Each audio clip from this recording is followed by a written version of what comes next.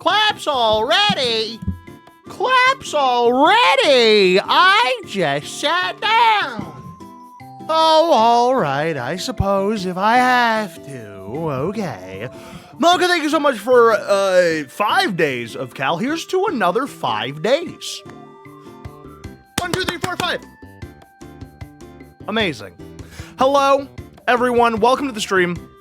Welcome to what is going to be, hopefully, unless something cataclysmic happens, which I can't imagine is going to be the case, will be the last episode of The Life and Suffering of Sir Brante. I went through to check, and I got to the point that we were at, and I did not have the same issue I had last time. So, theopractically, there should be no issues. It should just work. Give me just one moment, because I'm having this problem with my Discord bot where sometimes it works and sometimes it doesn't. So I'm just gonna make sure that is going out. Okay, that is good. We are good. Oh, there's a new "Don't Hug Me, I'm Scared" update. That's weird. We'll check that out later, though. Before we get started here, let me just make sure I have everything set and ready to go, which I think for once in my life I actually do, which is very nice.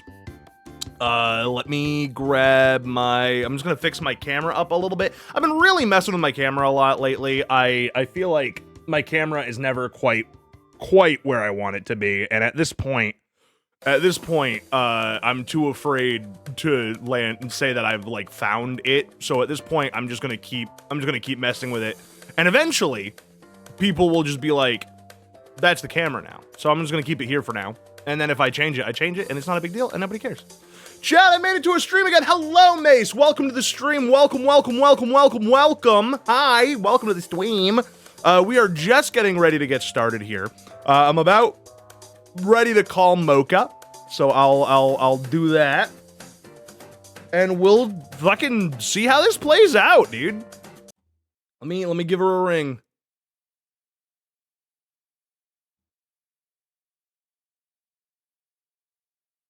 It's connecting. It disconnected me. It's reconnecting. Voice detail disconnected, reconnecting. And we're in. Hello! Okay. All right. Good start. Just right off the bat. Thank you very much. Yeah. I'm gonna, believe it or not, I'm gonna make sure that I have all the things for you. For example, I see that you're not on my screen, so I'm gonna hit my friends button, and then you will become alive. Where's my friends button? Buddies. Buddies, go. There she is. Oh no, you're under the village. Hold on, I gotta move you up a little bit. I am. It looks like I'm here to like eat all the little guys. I am the giant here to terrorize the village. Consume. Dude, are you excited to put this story to rest? And sorry, I had a mouthful of hot chocolate. No, you're fine. I mean, really, there's nothing better than a mouthful of hot chocolate, so I can't even blame you there. I haven't had any yet this season. Chocolate? Oh, that sounds so good. Like, it is snowy as hell outside, too. Like, we are blanketed. I need to get my hot cocoa game up, frankly. Yep, you're doing it all wrong. You gotta step up. Who be the people on my desktop background? Oh, this is from a D&D campaign that we did on stream that unfortunately could not survive due to conflicting schedules and the fact that 2 people in the party were not streamers. They were just like friends of mine and couldn't keep up with the schedule, which is fair because they, unlike me, have real jobs where they have to go to them and then they get money for going to them. I know, it's fake. I don't think those are real. It's bullshit if you ask me. I've never heard of those before. I've never been to one, so they must not be real. Nah. Oh, let me share my screen with you. I see. Yes, look at me. please. I am growing as a human being. I'm learning all new things, such as so proud of you. Share my screen. Show your screen. Square my screen.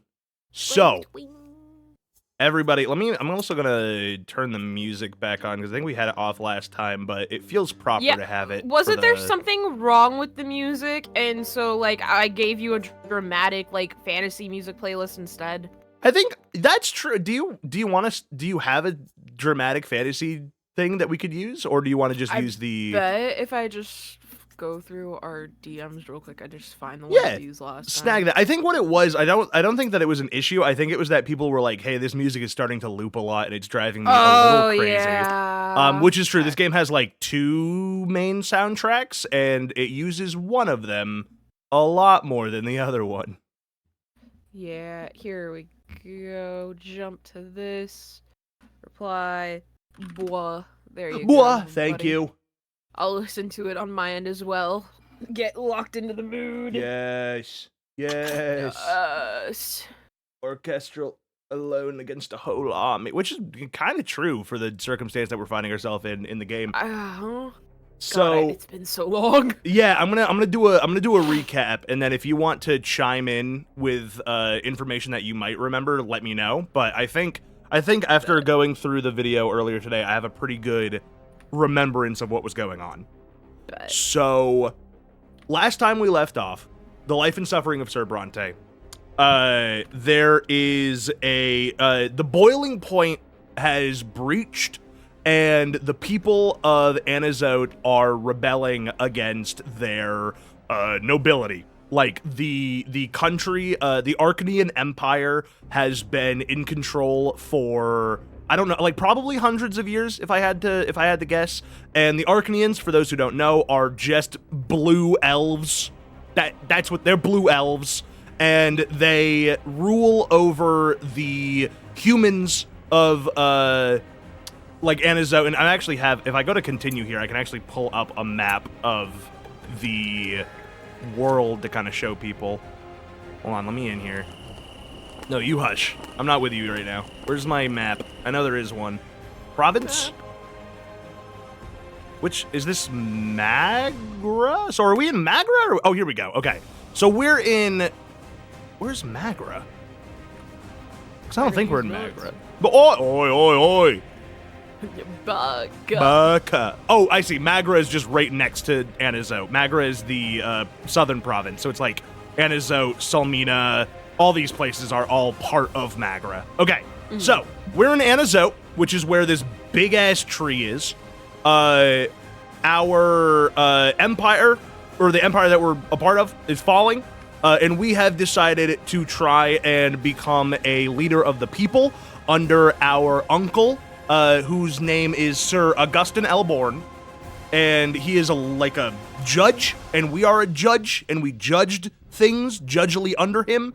There's an asshole named Dorian, who is an Arcanian, and I don't know if we've gotten to see the end. We might have. It's in this chapter, so we might reread that bit. But he is the sort of military head for the Arcanians here in Magra, and he's an asshole and he murders people, and there was a big trial that was basically like, hey, you can't just murder people, that's bad actually. And the nobility are like, I believe I should be able to murder people as whenever I want. What are they smell dirty. And the peasants are like, I actually don't want to be murdered, thank you very much. Please. And that's the basis of the war. There's been a lot of intrigue with like a bunch of different side characters that doesn't really matter. We had an entire stint with, do you remember the name of the woman who was an Arcanian? Olivia? Sophia? No, Olivia. Sophia. Was it Olivia? I think it's Olivia or something like that. Yeah, I know who you're talking about. Yeah, she's an Arcanian who, quote unquote, fell in love with us, used us like a plaything. I don't really know. It was kind of hard to tell. It was strange and kinky. Yeah, but then she turned into a weird elf wizard, and now she's weird, so we don't talk to her anymore. Yeah, we said, you know what? You have fun with that. Bye. Bye-bye.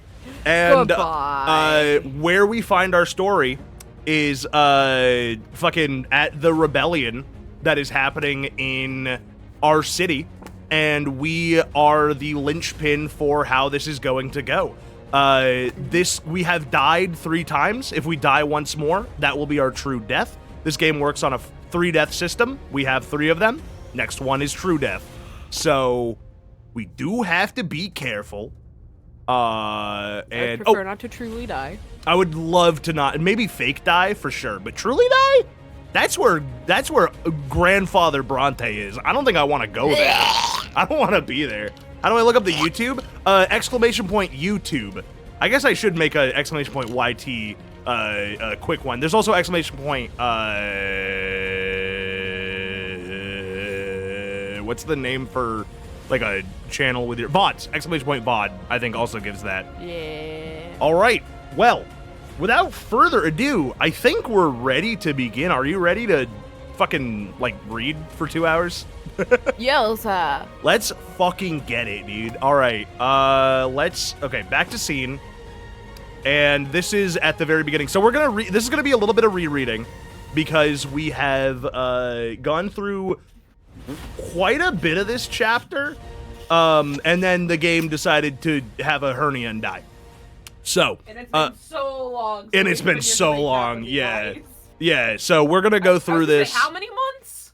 I can tell you exactly how many months because I have it open on my, let's see. Scroll down video. I got my warm reading blankie now. We're vibing. Are you a fan of weighted blankets? I'm a big weighted blanket guy. I am. The problem is that my feetsies get too hot. Oh, hot feetsies kind of guy. Gotcha. Here we go. It was... No, that can't be... No, yeah, that's probably... September 6th? Oh. So that would have only... remember. The 6th? No. Just the 6th. Just the 6th. Yeah, so September 6th was the last time that we got to play this. So it has been a minute. God damn. All right. Well, I'm going to I guess I'll start us off and we'll do switch offs like we did last time. Yar. Okay. The final hour. Oh, also, chat, let me know if Mocha is too quiet, just because I do have music playing. I think she's good, but just if there is a problem that I'm not seeing, just let me know. Thank you. That's very good. That's very good. It is mere moments from midnight. The glow of the shining pillar is barely visible behind the crimson clouds coming in from the north. But the darkness hanging above the city is dissipated by countless lights. Crowds of people holding torches, stakes burning in the squares, houses in flames. The glow of the fires can be seen from beyond the city walls. The Legion marches down the road inexorably, approaching the gate of a city in the throes of rebellion. The final battle draws near. All the forces that have chosen to defy the Overseer and the Empire flock to the city gate, where you have set up your base. The soldiers of the last straw assemble commoners into squads and hastily arm them. Other rebels are led by nobles of the Mantle and former members of the Legion who have joined the revolt. The priests who have sided with you will spread the word of the twins from the city walls, attempting to convince the Legion soldiers to retreat and allow the people of Anazat to be free of the lots. Preparations are also in full swing at the camp of the defenders of the Old Order, who have established a foothold in the ruins of Char Melanidis' palace. Soon their fate will be decided. Will they crush the revolt with the aid of the Legion, or be crushed themselves by the new era? There is almost no time left. Just enough for one last attempt to tip the scales in your favor. If I remember correctly, we can't do anything but like think. It's either think or go see Elborn. Now I believe we should be okay with our willpower, so we might want to go see Elborn. But I feel like I remember mustering our forces. How much does perfect?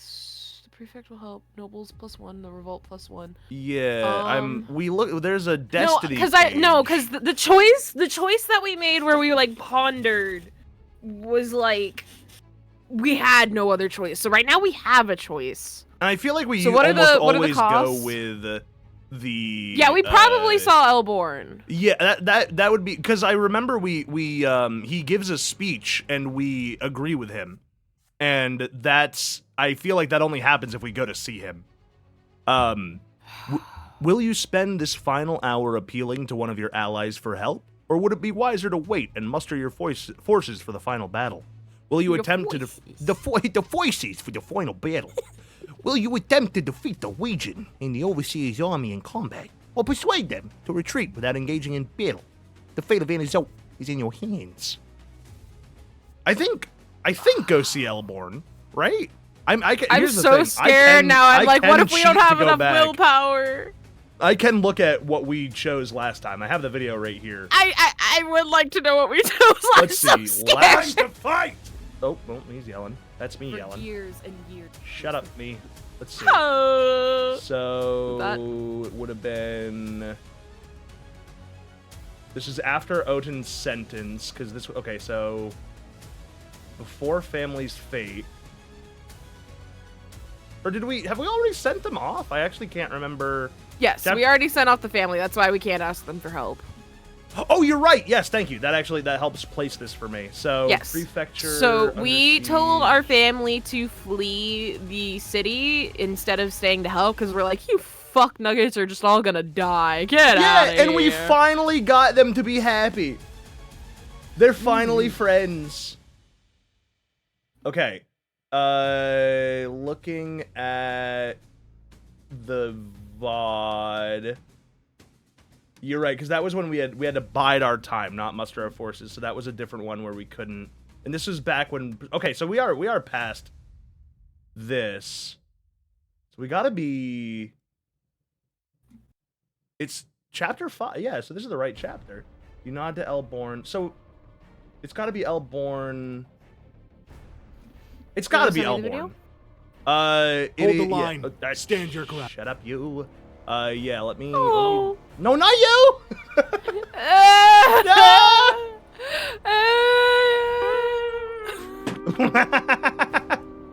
Wait, did you play that?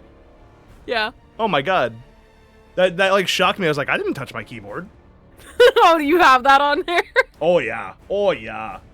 All right, here is that, but I am like 90% sure we went with Elborn, but if you want to look at that as well, 2 eyes are better than my 1 good eye. That's right, I'm blind in the other eye. A lot of people don't know that. Wait, are you? No. What? I'm just lying. I'm just lying. How dare you lie? You never lied before? Stand just your for ground. fun? Better for fun? Yeah, for fun. Just a little lie on the internet. Oh, it looks like we mustered forces. Did we? Hang on, because I'm seeing mustering your forces. So hang on, I found. If you go to 111. 111, thank you. I'm at like 130. Here we go. So wait, that looks different. It says mustering your forces. Yeah, hold it. We can't even fucking tell where we are in the game. Slowly, you make your way through city. Why is this different than before? This has to be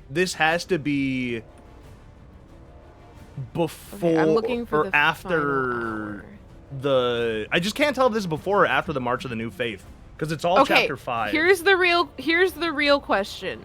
Did we see Olivia fucking do her shit yet? That's a good question. I don't know, but I think we want to go see Elborn. I'm looking at at around 11:37. We're looking at a thing, and I'm trying to find if that's where because we should be able to look at our stats. Hold on, personality. Our willpower is at 10, so we are full of power. The weird thing is I think it went differently in the video. Maybe they changed it a little bit? I don't think we had this choice before. I don't think so. I'm seeing a lot of conversations with Augustin Elborn, which makes me think we went to go see him. Our willpower was very high though. Yeah. Oh no, we mustered the forces. Yeah, right, and that's what got our willpower up, and then I think we had to use it for. No, I'm looking at willpower plus 10. We get prepared for anything at 117. We have willpower plus 10. No, we get 25. We get 25. Oh my god. Yeah, go to 117. 117. It says mustering the forces, and it goes to plus. Prefecture of the Gendarme. You keep your ear to the ground and plan your next move. The tiding for the rest of it. Yeah, you might be right here. Oh, well, because that's bide your time. What the fuck? That's. I know. I'm trying to like. Okay. I think yeah, no, they that's changed bide your it. time. Either they changed it or we're past this part. I just don't remember. That's the tough thing. It's because I'm not seeing the visual. You mustered your forces? Hello, nuts. Tarmac. Now that you said hello to me, but you know, whatever. Man, hang on. Yeah, it's cool. Whatever. I'm gonna do a thing where I click the Elborn, and then I'm gonna see what happens, and then if it's weird, I'm just gonna go back. Okay. Because I just don't remember what we did. Yeah, this is fucking crazy. I think I read the last one, so I think you can go here. Okay. You click type Elborn. There are many highborn families in Anazote that have not yet responded to Odin's appeal to join the noble militia. They have preferred to lock themselves up in their mansions and avoid waging war against the lowborn. Also, hi Mac. They could still be won over to your side, but you will need help from a high-ranking nobleman. While there is still time, you take a few trusted men and head to the prefecture. Elborn greets you on the stairs, surrounded by gendarmes. He accepts your request eagerly. You're right, Brante. There are many nobles who are uncertain as to what fate will befall them if the revolt wins. We need to reassure them that we would need to reassure them if we want to gain their support. With the help of the gendarmes, you send out an appeal to all the noble houses you consider dependable. Elborn signs the letters to each family personally. This doesn't feel the same. It does not. It does not. I think we must have... Did we muster for... Ah, man, I'm so fucking confused why we can't find it on the last... Like, it's I driving think me a they little fucking crazy. changed it. They must have, right? I'm They a must little have convinced they changed it. changed it on us. I'm looking back at the fucking VOD again. God. Yeah, no, so am I. I never stopped. I'm like, this is fucking driving me crazy. The fact that we can't find it is so weird. Can you rewind past where we just started to see where we were? Like before what do you mean? this? Before this So, part? like, yeah. Well, the only way I would be able to do that, I believe, is to Just start the chapter over. Yeah, we'd have to go to the beginning of the revolt again. Fuck. Okay, no. We're at Revolt Night. I'm trying. God, this is driving me crazy. I know, dude. I'm so fucking with you on it. I feel like we're being gaslit right now. I know, I'm losing my mind. Here, I'll hold up in front of chat. Maybe chat will pick something out that I don't. Chat, we're trying to find the what we did last time, and it just doesn't seem the same. And so we're at, if we go to around 127, 117, there is a point where we can choose to do stuff. But like have we talked to Octavia? I don't know. I genuinely don't know if this is the same part, because we can't, because mustering forces must have been before nighttime, because we got people out of the city before nighttime. So it has to be after this. Is it? So do we think it was after Octavia? I think it has to be after Octavia. Sir Elborn's choice. Wait, the prefecture under siege. I'm trying to. Okay, this is a part where we're going through the menus. So we have career 4, justice 8. The family has fled is the only thing in our thing there. What is our? If I look at family, does that, or if I look at what page was that? What is Elborn's status right now? Oh, that's a good question. Is it rebel? Occupation. Where's people? Relations. Here we go. Okay, Sophia's dead, which means that this is after. This is after the Old Faith thing, where there was like a big fight, And then, That was yeah, the because March John of the is, New Faith. yeah, March of the New Faith happened, and then Sophia tried to take a hold of the revolt, and then she ended up getting killed. So this is right after that. So this might just be new. This might just So be... this looks like it's when your game died. Okay, so we're like actually like we were looking way too ahead. So like I'm looking in. It's still mustering forces. It looks like. Hang on, escape. No, I think this is... Yeah, because look, in this one we have 2 extra things past what we have when we were looking there, which means that this is... So I'm looking more you at like succeed 220 Leah. now. You succeed Sophia as the leader of the rebels forces in Anazote. So we have to be after. Because Sophia's dead. The March of the New... What about Jean? What's the status of Jean? She's also dead. She's also dead? Yes, Jean was Okay. crushed by the fall of the church. Okay, so this looks like this is where we So this stopped is just where the new. bug happened. Wait. Yeah, So because... we don't have any Because experience we with this stopped choice. when Jean died. Right, and it must have just set us right to the beginning of the next piece. I'm looking at because you start having tech errors when we're at the Jean scene. Right, So exactly. yeah, this is new. So this must be right after, because I think the new faith crumbling is the end of the chapter. Do right we after have Sophia eliminate dies. Sophia leading the revolt? Yes. Night. Yeah. Okay. So it stops for us at night. You're right. We're at the new chapter. Okay, so it literally. Oh okay. my god. So we were looking at what had happened before and trying to match it. This is all new. Okay. This is all right. new. Okay, because we thought that Okay. we were recapping. Right, we were We're not recapping. Okay. I guess We're in new we're moving territory. forward. All right. For those who don't know the story, Sophia was a lady who was kind of nice. We got fucking run over by a carriage for her, and then she turned into a bastard, and now she's dead. John, I don't know who the fuck she was, but she was the leader of the faith, and now she's also dead. She, I guess, was an enemy, and then she got crushed. She's dead now. She doesn't matter. Fuck. Whose is this? I'll go, I guess. Okay, go ahead. There are many highborn families in Anazote that have not yet responded to Odin's appeal to join the noble militia. They have preferred to lock themselves up in their mansions and avoid waging war against the lowborn. They could still be won over to your side, but you will need help from a high-ranking nobleman. While there is still time, you take a few trusted men and head to the prefecture. Also, I will make sure to have the episode before this one on the second channel tonight, so that way if people do want to catch up with what's going on, they can go back and look at that. I should have, frankly, have had that on there already, but I'm terrible with my second channel. You're fine. Elborn greets you on the stairs, surrounded by gendarmes. He accepts your request eagerly. You're right, Brante. There are many nobles who are uncertain as to what fate will befall them if the revolt wins. We need to reassure them if we want to gain their support.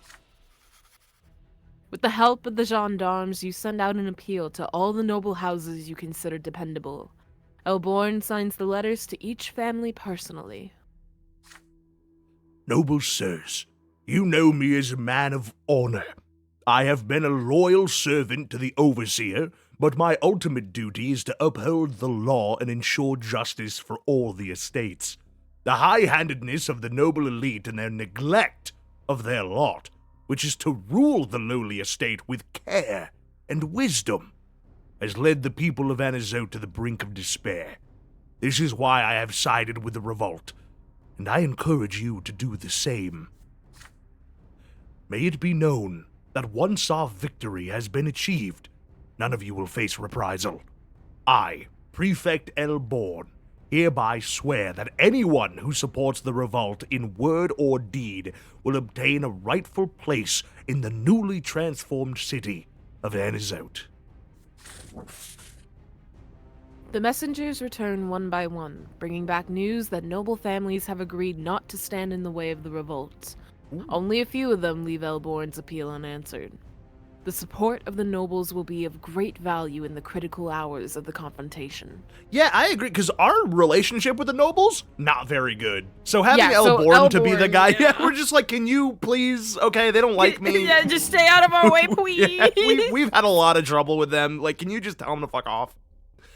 Midnight strikes. You can hear the menacing tread of the Legion outside the city walls. The time has come. You order your troops to assemble and prepare to defend the wall. What about the background music?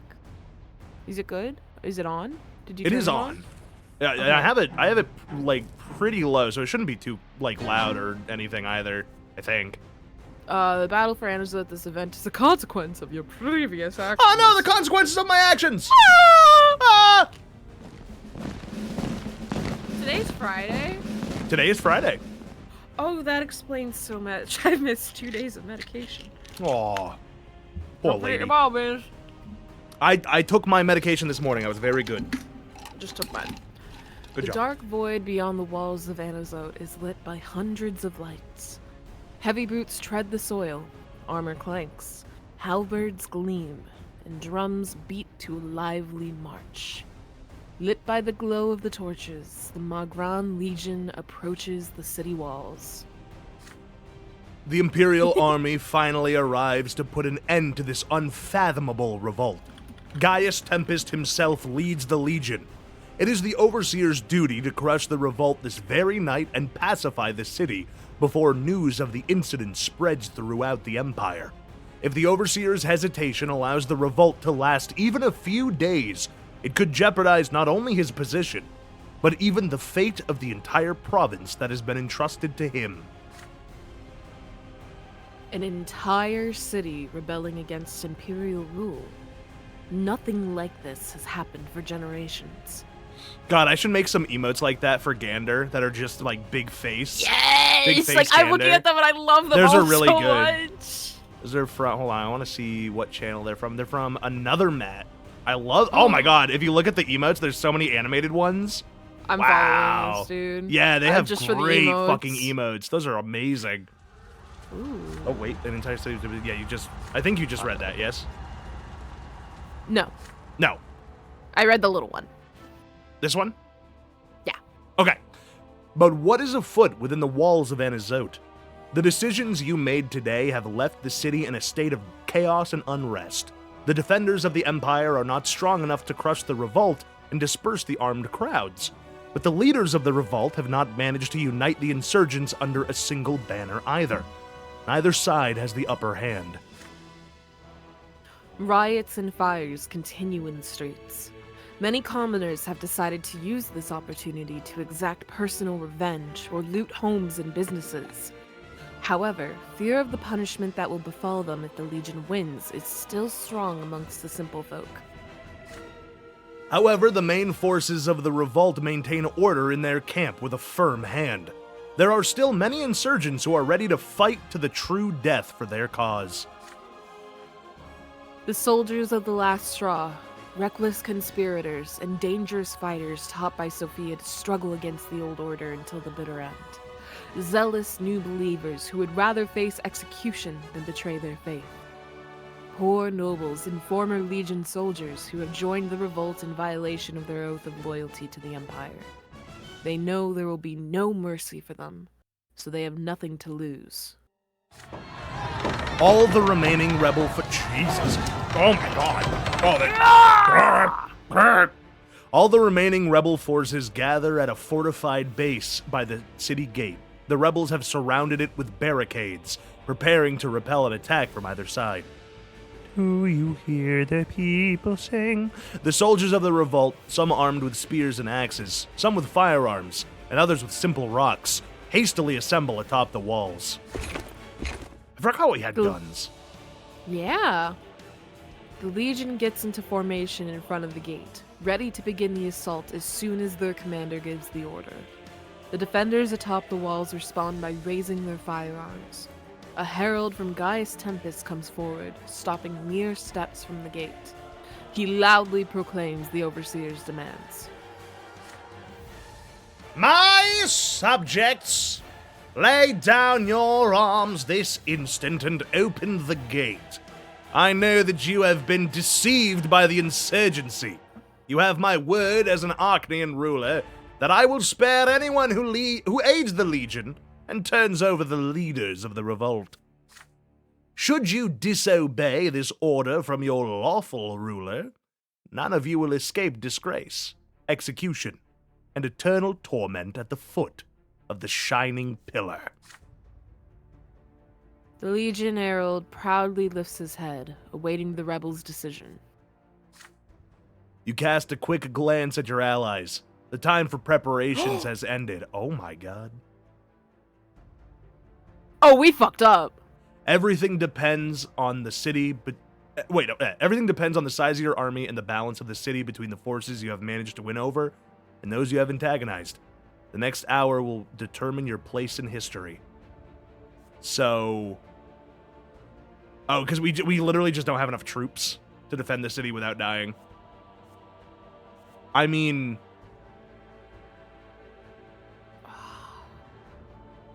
Dark If we flee the times. city, we may be able to defend somewhere else. Maybe. Wait, would we just lose? You cannot change the outcome of the battle for Anazote, but it's not too late to save your own life. Oh my god, dark times no matter what. Oh, we failed. What did...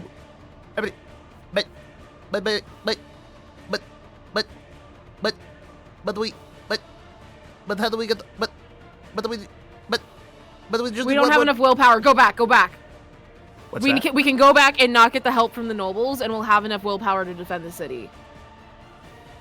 Well, no, because... We need 20.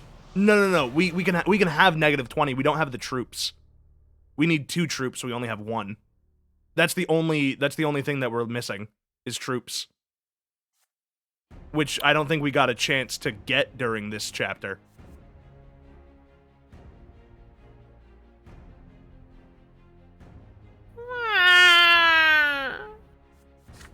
We could go back to the last chapter and see if we can't get the troops we need. We can't. We didn't have the option. We can reload it, but I don't think... Well... I mean, we've made our We bed. did not finally get back here just for fucking... Ah! Yeah, no matter what we do, it's the end. All because we saved that bitch from the horses. I know!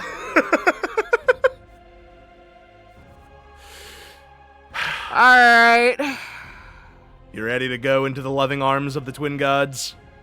Oh, Captain, my Captain! Oh, Captain! Wasn't the alt option earlier gather troops? No, it was bide your time or something.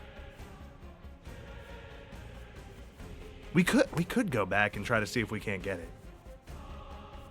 I don't think we had any options to, because it was all locked. We did everything right! But we still are punished! Yeah, it's just troops. That's all we're missing. I don't know how we would get that extra 1 troop.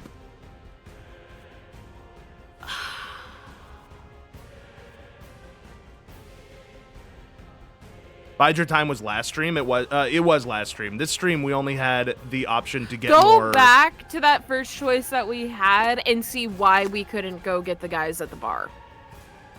Because that was where we would have gotten our troops, but it was locked. Yes. Let me find out how to do this. Because I remember you can go back. I know. We so long ago. I think it's continue this, and then we can click. Yeah, we can go back. Whoa. Yeah, so we can go back to the beginning of the revolt, but we'd have to go through some stuff again. Like the beginning? It's just of the revolt. It's one day. We can skip through a lot of the dialogue. It's up to you. Or we can just accept our fate. I don't know. I'm just a little guy. Die first. Die first, read it for read real, later. For real. Yeah, all right, All right. fine. Let's All right. die or Let's stop being babies. Yeah, I know. I just don't want. I don't want We to go. worked so hard. I could do so much more. All right. If you only had time. He aims his missile at the sky. Wait!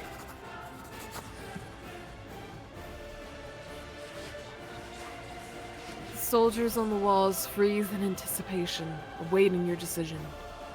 For the last time, you consider the consequences. The fate of Anazote depends on your reply. You look back at your rebel troops, their numbers greatly depleted. You look back at your city, where many have turned their backs on you. Some because of your actions today, others out of fear of the punishment they will inevitably face for rising against the Empire. But there is no turning back now. You know your answer. From atop the city gate, you proclaim that the Overseer no longer has any subjects in this city. From this day forth, Anazote is free. Behind you, you hear the loud roar of those who support you. We're not your servants anymore! You get lost! The herald silently retreats to the Legion formation. There is a brief moment of quiet. Holding your breath, you watch the menacing enemy army. Finally, the silence is broken by a drum roll and the stampeding of thousands of feet. The Legion is about to attack. To arms! Charge! Take the city! The Overseer sends his first battalions at the walls closest to the gates. The Archnean remains with his elite cavalry, observing the assault from afar. The fortress of Anazote has withstood many assault. These stones saw many battles before the foundation of the Empire. The Legion, on the other hand, rushed here equipped with nothing but jerry-rigged siege ladders. You still hope to stand your ground. Gaius Tempest needs to pacify the city this very night. Therefore, his soldiers will try to make their way over the wall, open the gate from the inside, and let the main forces in. You cast a glance at your soldiers, contemplating your next move. But suddenly you hear cries of terror, the clattering of hooves, and the clanking of armor from the camp at the gate below. The enemy is attacking from the rear. If your defenses are broken from the inside of the city, you are doomed. Gathering your soldiers, you dash down to the barricades, protecting the gate. Beneath the banner of the Empire, squads of militiamen led by local nobles are assaulting your camp. It pains you greatly to see so many poorly armed commoners among their ranks. They echo their commander, screaming, "The twins are watching us! Death to the rebels!" You hurry toward the fortifications. The defenders repel the first onslaught with great effort. For now, the barricades have kept the enemy from reaching the gate. But your strength is quickly running out. Meanwhile, up on the walls, you can already see the Legion's siege ladders. Your voice is hoarse, but you keep shouting orders. Hold the barricade. Freedom or death. The noble cavalry suddenly emerges from the darkness, striking your right flank. You rush to stop them, but it is too late. The mounted soldiers have already smashed the barricades and burst into your camp. Your defenses have fallen, and all hope is lost. Your soldiers scatter, terrified by the furious horsemen. Ragged and covered in blood, barely able to stand, you lead the few rebels still ready to fight to the end. Falling into formation, you aim your weapons at the cavalry as it charges you. The horsemen slam into your squad like an avalanche, crushing it. You are knocked off your feet. You no longer have the strength to get back up and continue the fight. That's him! That's Brante, their leader! A gang of commoners run up to you and bind you hand and foot. Lying helplessly on the ground, you lift your gaze. The Legion's vanguard has already decimated the resistance on the walls and is now opening the gate. The few surviving rebels dash from the gate and try to escape down back alleys. The gate swings open, creaking loudly. On the other side, you see the fluttering banners of the approaching Legion. The victorious Imperial army cries in unison, "Hey, we won! Long live the Emperor! Death to the insurgents!" Accompanied by the clanking of armor, the Legion battalions enter the city one after another. At the head of the cavalry, Overseer Gaius Tempest imperiously passes through the gate.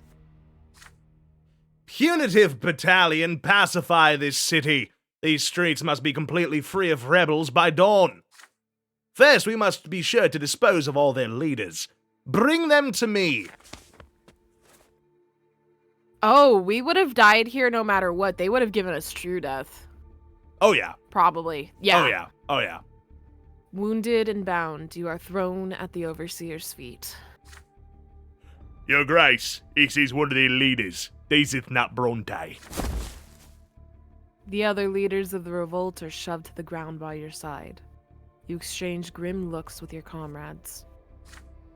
Madmen! What were you hoping for?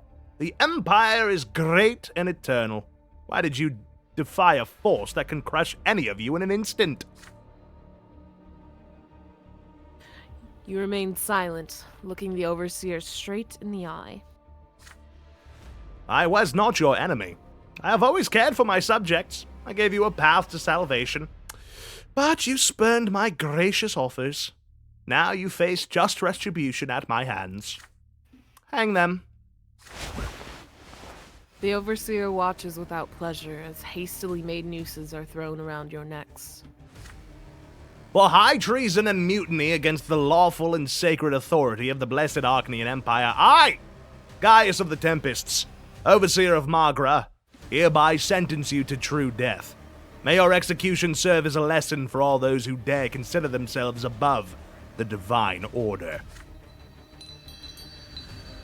You think back on the years gone by, all the difficult decisions you had to make, all the actions that led you here, everything you fought for, everything you strove for. All that is behind you now. Your destiny has been fulfilled. The Legion soldiers pull on the rope. Your body is jerked upward, no longer under your control. Your neck snaps with a sickening crunch. Your life and suffering have ended. You are whisked away toward a blinding light. This sucks! This sucks! This sucks! Dark times. Chaos and disorder spread through the Empire. Fuck! Experience true death and leave the realm of mortals forever. True death has happened. Ay. So, start over? I would love to. Oh, shit. Neither side could overcome the other. Eesh. The fire of the revolt could not be extinguished. The province, and then the whole empire, fell on troubled times. Buh. Buh. Buh. I am so mad that we fucking went through all this effort of the game coming back I know. just for this shit. I just, because I remember us talking about how we had, like, I swear to God, after we read this part and go back, I think we can get the troop we need. I think we can. I think there's. I really want it to be true. I know. When the moment of truth came, there was no soul in Anazode strong-willed enough to spearhead the raging revolt. The opposing factions soon reached a stalemate in which neither side could prevail completely. Anazote refused to surrender, but after a prolonged siege, Gaius Tempest finally broke the city's defenses, and the Legion entered the rebellious city of Anazote. The insurgents fled, the mobs disappeared from the squares and the streets. The leaders of the revolt were hanged. But the city's capture made even more trouble for the Overseer. The unrest was beaten down, but not suppressed completely. New riots followed one by one as the common folk, the new priests, and many nobles of the mantle continued to wage a desperate struggle against old authorities. Gaius Tempest responded to the seething rebellion with more executions and threats, but dissent continued to grow. As the unrest in the city smoldered, the rest of the Empire eventually caught wind of the Anazote revolt. Nearby Magran towns and villages saw their first riots soon after. Chaos began to spread against the Empire. The Empire responded to this enduring turmoil with ruthless action, but even after several villages and towns were drowned in blood, the riots only intensified. The dominance of the Emperor and his dynasty began to wane. Power struggles broke out between the powerful nobles in the capital. Then, a shocking event shook the Empire to its core. Emperor Uther II was found dead in his palace, never to be reborn. His heirs, Geryon and Flavius, both disappeared without a trace. With no one to take the throne, the noble dynasties accused one another of plotting against the Tempest's rule. Feuds and what? I have actually never seen that. Internecine, I guess? Internecine Internecine? strife Yeah. became commonplace. And so began an age of anarchy, a time of massacre and riots, conflict and bloodshed, chaos and unrest. There were no winners in this war of all against all, only survivors. The Empire entered a dark and terrible age.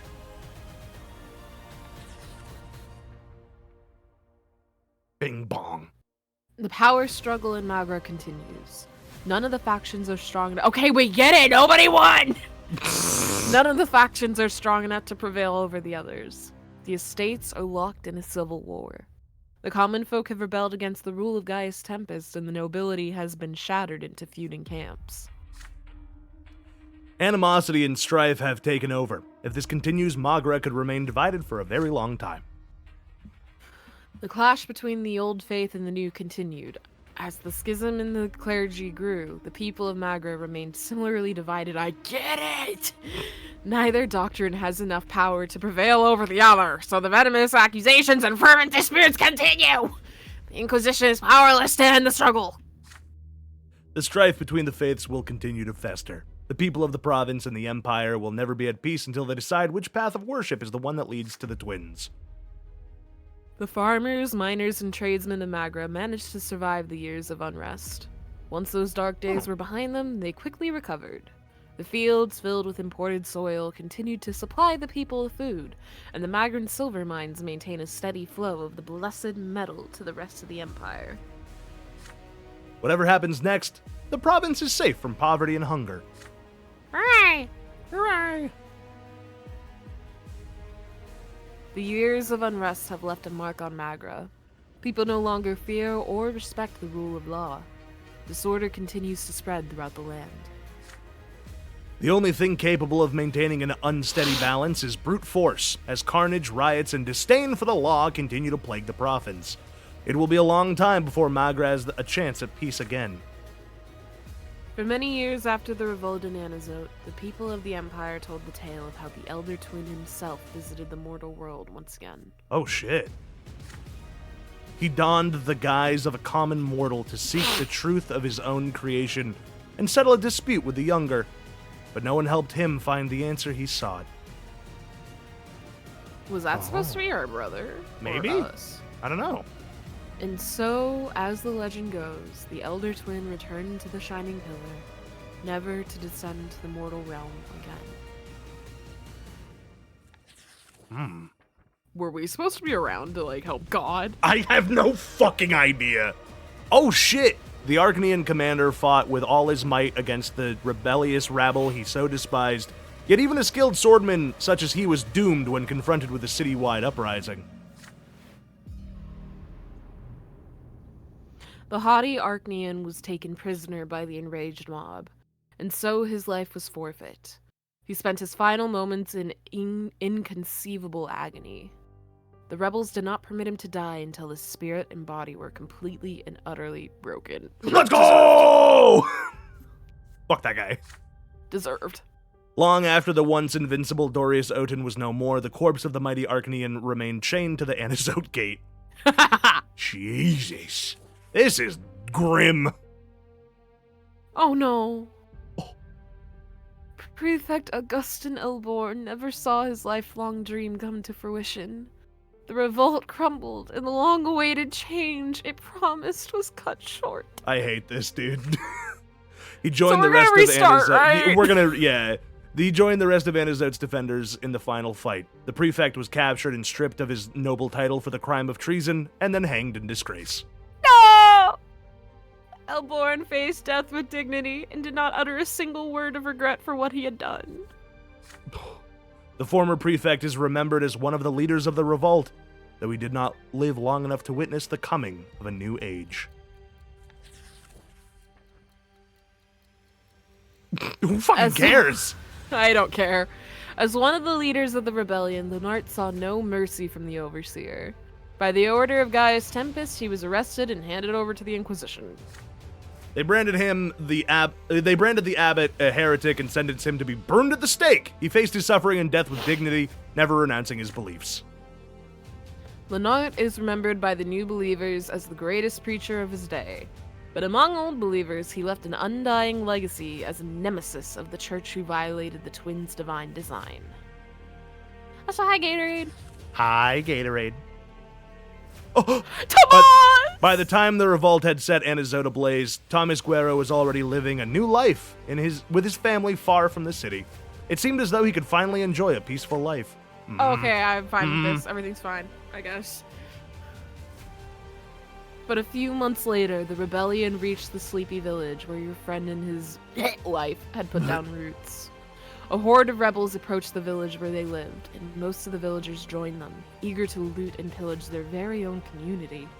Oh. Tomas fought desperately for his life and livelihood, but he was torn limb from limb by his former neighbors. What the fuck? Jesus Christ, dude, this is so sad. We are in the dark times. Yeah.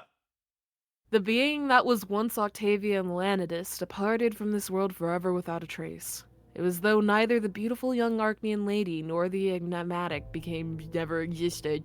It's true. All the knowledge of the Latari was lost forever, along with the legacy of Octavia Melanidus. I still don't give a shit about the Latari. I'm sure they're interesting. She's dead. It doesn't matter. She's dead. Yeah. She's literally dead. She's dead. She's dead. We fucking killed her. She's gone. Yeah. Oh. Oh. Thanks to your efforts, the Brante family escaped Anizote with their lives just before the rebellion reached its apex. But there would be no return to the rebellious city. The family home was burned to the ground by a rioting mob, and their old life was lost along with it. The Brontes never picked a side in the battle for Anizote, and in the end they were rejected by both factions. Now the family must roam the Empire looking for a new place to stake shelter. Left without a home, influence, or friends, the Brontes have fallen on hard times, but they are ready to face the future bravely, as long as they have each other. Oh. That's sweet. Oh. Your father lost his status, his career, and his home. The rebellion destroyed Robert Bronte's life and gave him nothing in return. When the world changed, your father found himself unable to adapt and find a new place with it. He had no choice but to abandon his ambitions and live in obscurity. His family was all he had left, so he dedicated himself to caring for its well-being. Hey, that's not bad, actually. Yeah. It's not bad to just settle down with your family. Yay. Lydia Bronte's health has become very delicate over the years. The new challenges the family had to face amid the growing unrest were a staggering blow from which she never recovered. Oh. Your father did everything he could to preserve Lydia's life, but his efforts were in vain. She soon passed away quietly and meekly in her bed. In her last moments, Lydia prayed to the twins. She had led a righteous life, and she departed for the twins' final judgment without fear.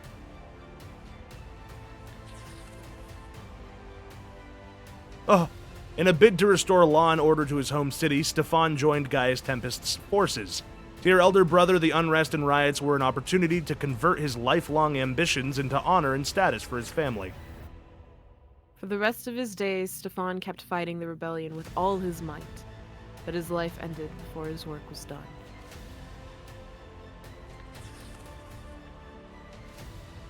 Gloria didn't take the failure of the revolt well. Unbeknownst to the rest of the family, she continued to aid what remained of the rebellion. My girl. Your sister dedicated herself to stoking the simmering coals of unrest in the city and in uniting the rebellion's desperate remnants. Disparate? Desperate? Disparate. Disparate remnants. Every poem and pamphlet she wrote quickly spread throughout Anizote. In the end, she was robbed of her chance to see the fruits of her labor. The secret chancellery eventually caught wind of the rebellious poet. Gloria was snatched off the street and sent to the Imperial dungeon. She was never seen again. Her poetry, however, continued to roam free, inspiring the common folk to fight for their freedom.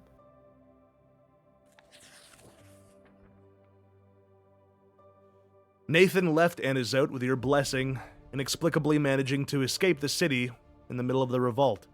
He then set out on a lengthy journey across the Empire. He emerged unscathed from every danger or hardship he encountered during his travels. It was as though the twins themselves were watching over him. Oh, look at him, he's all clean-shaven. I'm sorry, out of everybody in the family, Nathan did not deserve the happy ending! We treated him so well, and he got better. Oh my god. One day, after months of wandering the world as a pilgrim, Nathan suddenly returned to Anizote. Your brother walked to the silver tree where he spoke to the people. He told them about how he had met the elder twin himself, who had descended on high to walk the world once more. Nathan confessed all his transgressions and sins to him, knowing full well that he would not find no mercy, only eternal torment at the foot of the pillar. To his surprise, the elder listened to him with tears in his eyes. Filled with compassion for his own creation, he forgave Nathan for all the evils he had done. After his sermon, followers started flocking to Nathan's side. In time, they came to call themselves the Elder's Witnesses. Their teachings began to make their way across the Empire. To this day, Nathan's disciples still spread the word. The twin gods have learned forgiveness. Again, out of everybody in the family, he did not deserve the happy What ending. did he do wrong? He just got alcoholic for a little while. Justice for Gloria! I do agree. Not even in the afterlife did Gregor Bronte see the realization of his greatest dream. His descendants failed to have the Bronte name ennobled by the sword. The Bronte bloodline was denied its chance to become one of the Empire's most eminent dynasties. Nobody gives a fuck. The blood tide, blah, blah, blah. Damn. Ooh. The hour of your death has come. Your soul has left your body, never to return. You are taken to the peak of the shining pillar. Every moment separates you more and more from the mortal realm. The link that once bound you to it is gone forever.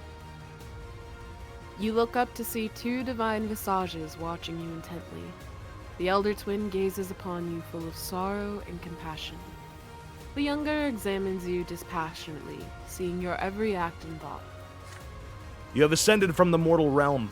From here you are but one step away from partaking in eternal bliss at the top of the shining pillar. But first you must be judged by them, just as every other soul born in this world has been judged since time immemorial.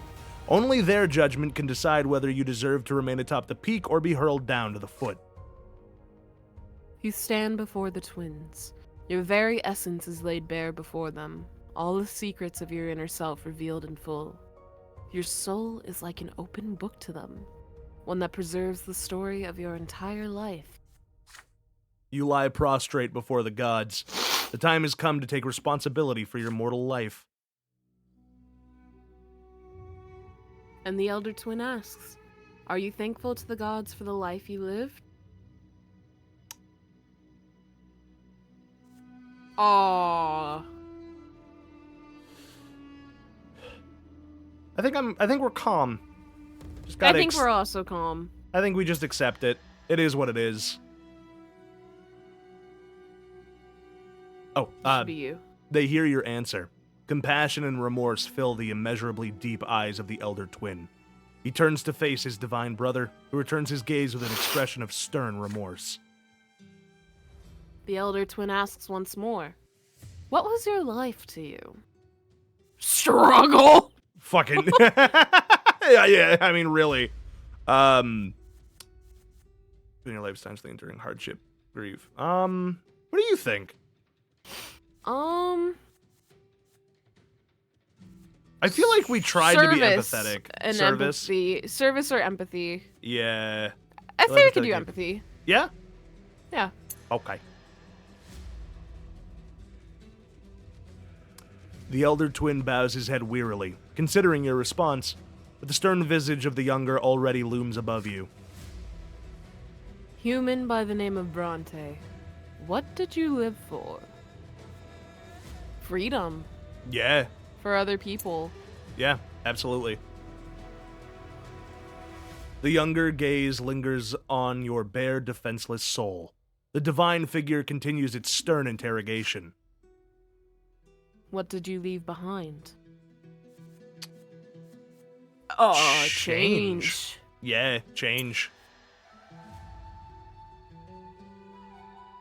The younger twin now moves towards you with clear intent, poised to render his judgment, but the elder twin restrains his brother with a gesture.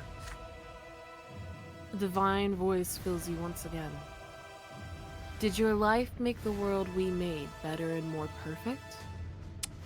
I don't think we know. It became worse. It probably... What? I mean, it's worse now, but that doesn't necessarily mean it'll be worse forever. Maybe the overall change that comes with rebellion will one day lead to a time of peace. That's true, and how would we know? We're fucking dead. Yeah, how would we fucking know?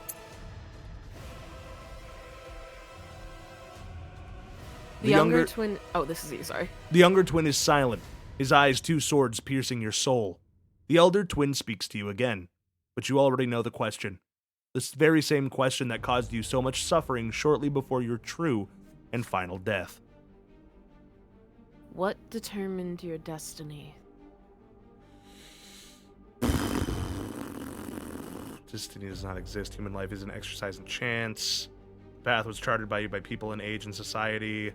Your life has always been yours to live, or a higher path. I feel like no one, right? I feel like it's a collection of things. I feel like... Yeah, it's like, everything. Yeah, life is a dice roll, and then Yeah. another dice roll, and then you kind of keep doing that for a while until you die. The Just- twin gods yeah. exchange a glance that lasts a brief moment, and all eternity. Then the hand of the elder twin reaches out to you, glowing with light and warmth. The god offers you an unprecedented opportunity to change your destiny, to rewrite the book of your life. Oh. Would you like to take a different path in life? You will return to the mortal world and live your life a different way. Your life is over. You will face whatever awaits you with no regrets.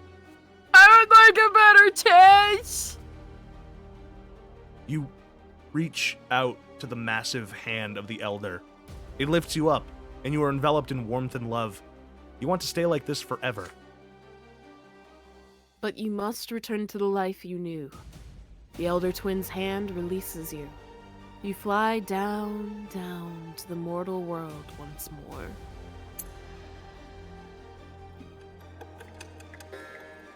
Oh, and then it lets us start the chapter again. Yep. Cool. That's exactly what we wanted. Because that sucked ass. Okay, all right. Again, I don't think we have what it takes to gather the troops, though. We might genuinely not, but I just want to see if there's a chance at a good ending, Yeah. because, you know what? Hope is what keeps rebellions alive, or whatever the Star Wars quote is. So true, Lumpy. Let's see. I wonder if keeping this family in the city might help us. Because they might be able to get people to rally our cause. Maybe. Whereas sending them off just keeps them safe. I mean, at this point, we're in fucking fanfic territory. We saw where it ended. We are totally in fanfiction territory. We'll just have to hope that Prince Jarian has a better ending for him and his life. Anyway, I think this is the families in the city, willpower goes up, or fleeing is that you have to have relationship with them. If they stay, What it's would just it take to make them join the revolt? Like, what did we do to fail there? Because they're not going to help us if they just Reputation. sit here. we No, need more. side with the revolt, not oppose. Oh, sorry, you're right. You're right. We would need Stevan not at home. Oh, But then fucking the family wouldn't be able to come together. Let's just see what happens if they stay. Wait. Show me flee the city real quick. Okay. Do you want to try to have them just flee, or do you want to we just could see try. the difference? We could try to see the difference, I guess. All right. So fucking scared. Obi, can you please, my son? Hi, Panapita. Hello, Panapita. You agree with Father. The Brontes need to take shelter at home and stay out of this struggle. It would be unwise for the family to take any side in the coming conflict. They should be just focused on keeping each other safe. At least this means we won't be poor. True. You, however, will have to act on your own. This is a historic day. You cannot stay out of it. Soon, you will join the struggle for the city's future. You have to get ready and muster all your strength. Father lets out a bitter sigh and puts a hand on your shoulder. Very well, son. I always knew you had your own destiny. I hope you fulfill it today. Determination written in his face, Father stands up and buckles on his sword belt.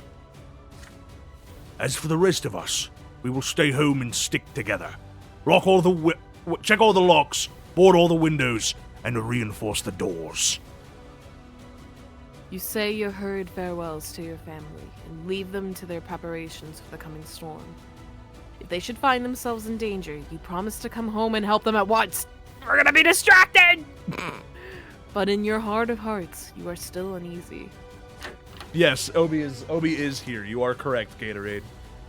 You finally walk out of the door and head for the gate. This is where you belong now, on the streets where history is about to be written. Okay, and then we've done this bit. We see Nathan. He comes over. He's like, wait, Jesus. Just what about have you heard the good word? And we say, dude, it's a little busy right now, actually. I can't wait to get to the end of doing this again, and then the same thing is gonna happen, and we're all gonna die. Okay, what did we say here? You should ask the Elder, because this is where he becomes fucking Nathan the Prophet, and he becomes a cool guy. Alright. Good for Nathan. I thought we told him to look in on himself or something.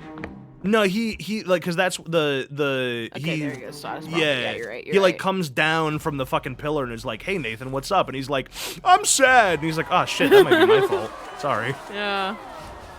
Okay, so this is we have to. All right, this we is where have to bide our yep, time. we have to bide our time.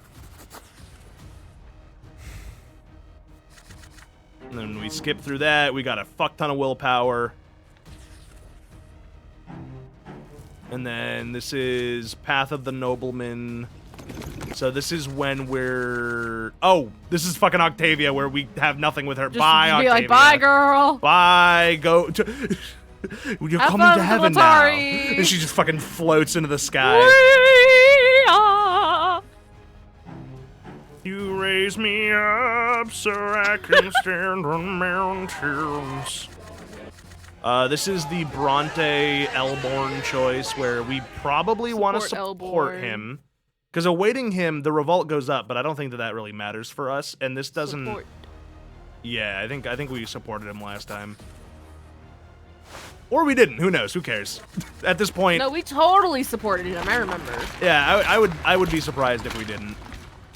Oh, wait. If we did the other one and the nobles didn't go down, do you think we'd have nobles +2 and that would have us have people? Maybe. It's entirely possible. Right, this is where Dorius comes over and we have that whole thing. And then this is where we rouse the mob, which I'm pretty sure is the only... This gives us troops. This gives us troops, so we definitely want that. It's like a fucking Kick his balancing ass! game. Kick his ass! Kick his ass! Dun dun dun dun dun dun dun dun dun dun. Take the side of the revolt. Side event has happened. Like, I wonder if because we skipped over in okay, so victory conditions, right? Leading the revolt. Revolt needs to be 6. Clergy 3, nobles 1, power 3 + 4. Right.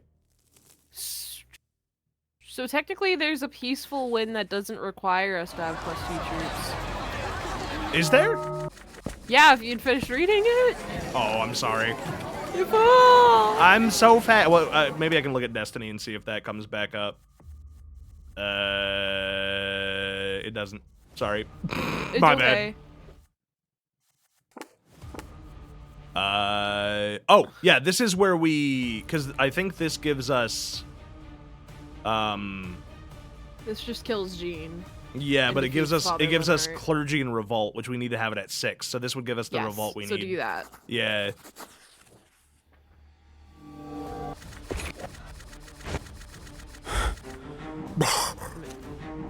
Dead as hell, boy. That is hell, boy.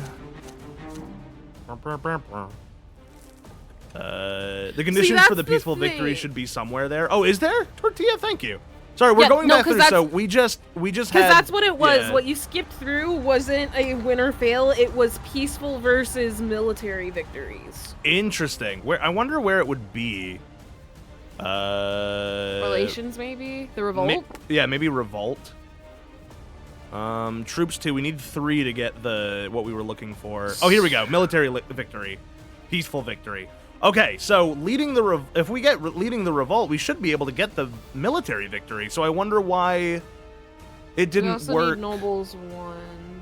Well, that's for peaceful victory, which we almost had when we were. So I wonder what happened when I wonder if the glitch that we interacted with last time caused us to not get something towards the end, because we didn't get to actually look at the end of the chapter and make a choice. Well, so how I do we wonder get if we leading missed the something. revolt?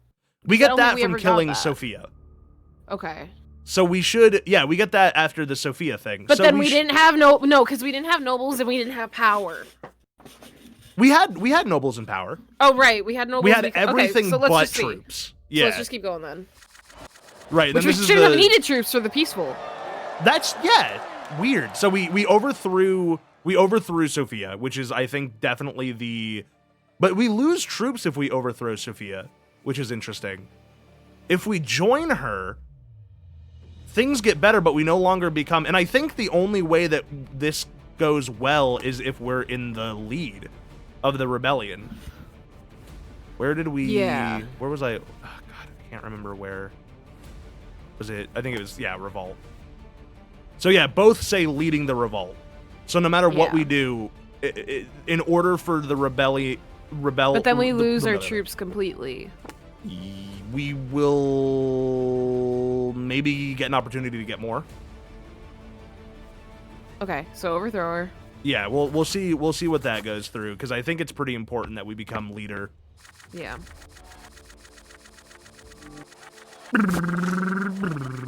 All right, she's magic-y, and then we Yeah. shoot her, and then it's like, oh my god, that's crazy. I can't believe that she's dead. And then we're the rebels. Sophia's been eliminated. And then this is usually where it would Die. die out, yeah. Yeah. Families in the city. Ooh, this is something we haven't This seen. is new. This is new. You want to start us off? Sure. While you are busy preparing, night falls over Anazote. The darkness brings disorder, lawlessness, and chaos. The revolution is eating their childs early on this one. In the dark, madmen, robbers, and looters flood the city. These gangs have no interest in the fate of the Empire or the revolt. They see the uprising as a sign that the end of the world is nigh, and if the wrath of the gods is at hand, then everything is permitted. Upon hearing reports of gangs roaming the streets, you sense danger. What is to stop them from attacking your home? Your people may need you, but you will never abandon your family.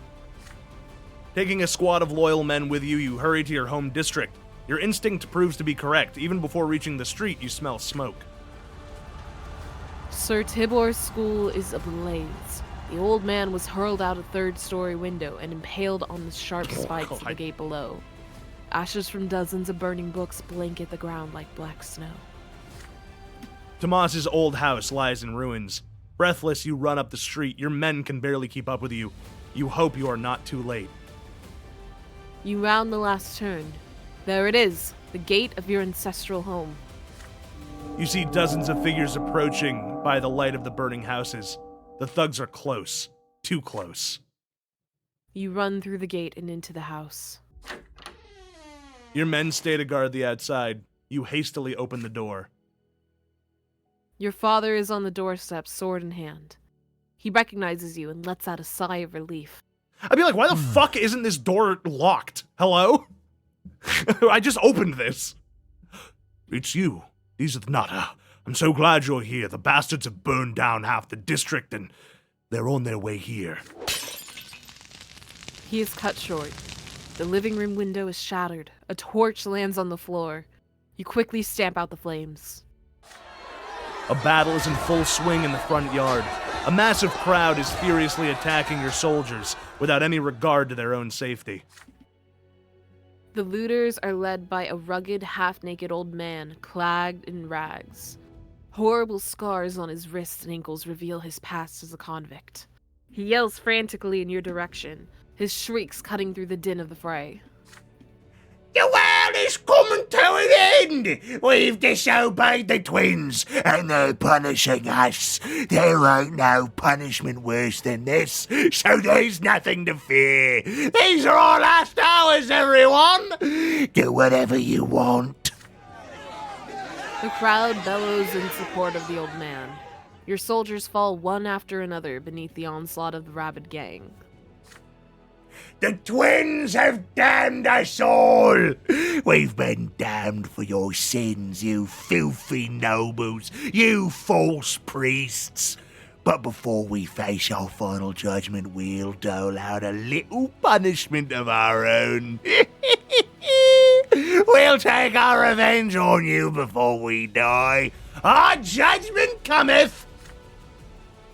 The horde crushes your squad's resistance and approaches the house.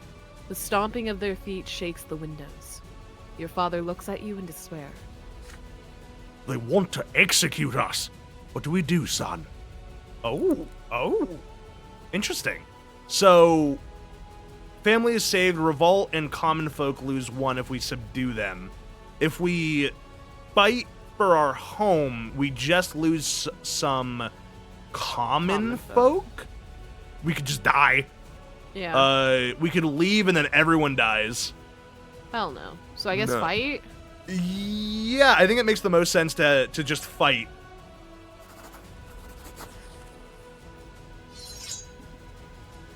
Stefan comes out behind you in full battle gear. There is not even a hint of fear or hesitation in his face. Carefully approaching the window, he counts the assailants and smirks. Not too many commoners for a decent swordsman. This is no time for arrogance, Stefan. Instead of congratulating yourself on a victory not yet won, think about how we can defeat them. You are first to answer Father's question. Yes, there is an entire crowd attacking you. But they are mere commoners who have never even held a sword before. Once they see true swordsmen, they will yield. They have a lone, maniacal false preacher leading them. Without him, they will flee. Stefan clenches his fists. Wise words, brother. Father and I are skilled at fighting back to back. No lowborn scum will ever even get close to us. Father pauses for a moment in contemplation. I have made many mistakes in my life, but I have raised brave sons. You fling the door wide open, ready to meet your assailants face to face. Take him alive! That one there is Judge Bronte. Let's give him a little taste of judgment right now. The enraged looters attack you. Father takes them down with a few swift lunges, but new thugs immediately take their place. You cannot hold them back for long. Your father and brother are your only hope now. Covering each other's backs, they skillfully fend off the assailants. The enemy outnumbers them, but their training gives them a decisive edge. There's only 3 of them! What are you afraid of, you cowards? The insane preacher elbows his way to the front, a huge torrent of followers in his wake. Spying the leader, you shout, "Now!" This is your chance. Like a deadly hurricane, you tear through the enemies to reach the mad old man. He raises his axe aloft, aiming for Father's head. But Stefan's sword is quicker. He knocks the weapon from the elderly thug's hand. A split second later, he runs his sword straight through the man's throat with perfect precision. Your eldest brother's voice booms above the battle. Run, you bastards! Leave our home and never come back! The mob hesitates. One by one, the looters drop their weapons and flee. You have won. Breathing heavily, you exchange tired glances with your father and brother. You have defended your ancestral home. With a sigh of relief, Father lowers his weapon. Only now do you notice how violently his hands are shaking. Thank the twins. I was so afraid I'd lose you both. Me? Die at the hands of those pathetic wretches? Not likely, Father. That's not the way you raised us. Well, Deezth Nut, I suppose it's a good thing I taught you to put upstart rabble in their place back when you were a boy. You cannot stay any longer. The preparations for the decisive battle are not finished. I understand, son. Take care. I hope to see you again soon. And I hope you know that what you're up against, Deezth Nut. Regardless, good luck, brother. You leave a small squad behind in case of another attack. You say your goodbyes and take off to face your fate. It is almost midnight. I wish there was something to have been gained. Oh, We got saved the family from the revolt. I got an achievement. That's nice. But yeah, I agree. I wish there was something to actually be gained from that instead of just losing stuff. Yeah.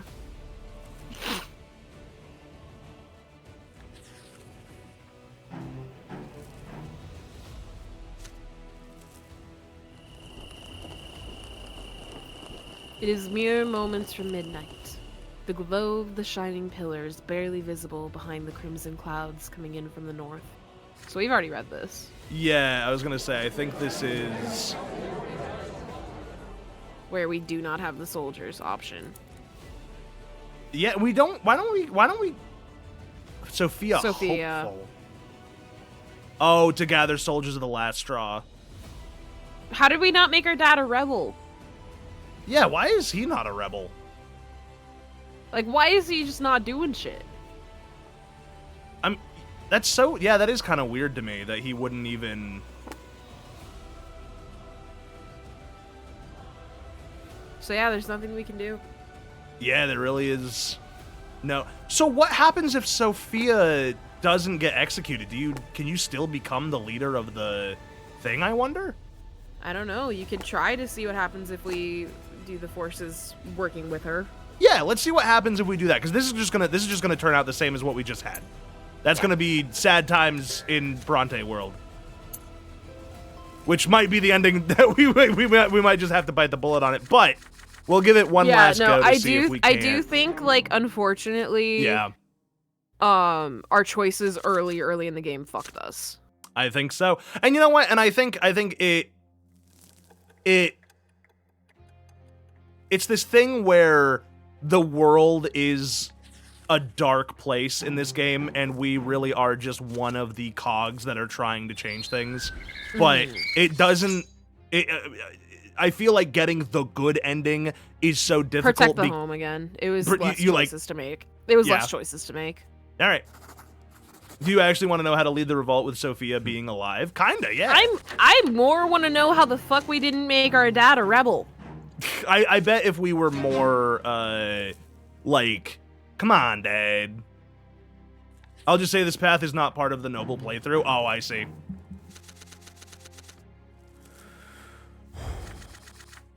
Fucking Nathan. I love him. Love him. He's our brother. And he gets to be a fucking priest, I guess. He likes it. It's good for him. Yeah. Good for him. He goes, I love you, God. And God comes down and says, I love you too, Nathan. And he goes, oh my God. Is that God? I wasn't expecting that. Bide your time. I feel like that's the one that really fucks us over, is the bide your time. Because we don't even use our willpower for anything. We use it for like 1 or 2 decisions, and we still have plenty to spare. Which is just unfortunate. Yeah. Yeah. My main fear is if we try to do this again, I'm worried we'll somehow still end up just as fucking locked in. Oh my God, I know, right? It's like, I want to do it again, I want to get the good, but the thing is, if we do this again, there's no guarantee that us making different choices will necessarily mean we'll win, you know? We could follow a guide to the good ending. I've tried looking up guides. There are like none. There's one, and this that's is just a very if you take, this is a very it's small just game. if you take the fuck Gloria and that side of the family route and take like the hard noble route, and I'm like, I don't want to do that. I am wondering if the Prince Jarian game, because one of the things I've heard about this game that's kind of difficult is that it is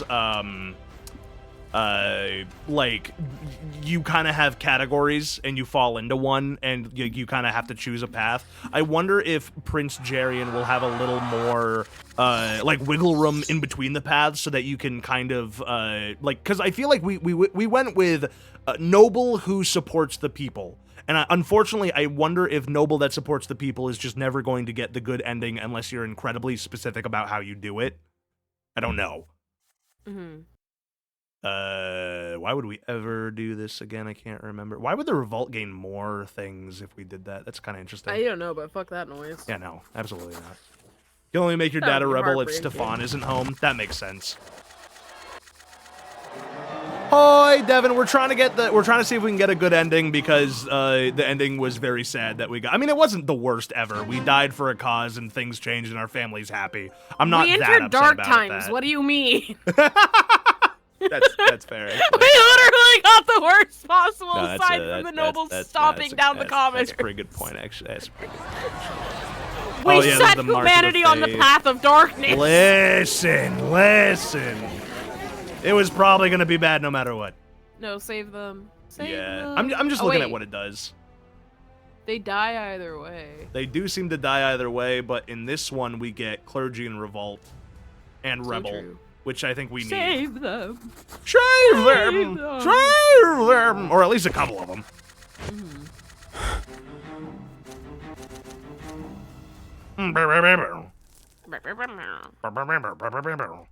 All right, we'll do this change. If it doesn't change anything in our favor, then you know what? At least we tried to get a better ending, huh? So true. All right, All right, unite. fuck it. Sophia, what you got? Let's see if you can do this better than I we don't did. fucking like her, but all right, fine. Fucking bitch. You She make your does- way through the crowd and reach the Chancellery stairs. You belong here by Sophia's side. The door to the Chancellery swings open, and Sophia emerges before the thousands of people gathered in the square. Her silhouette seems to blaze in the light of the setting sun. She raises a clenched fist in the air, demanding silence. The enormous crowd ceases its murmuring at once.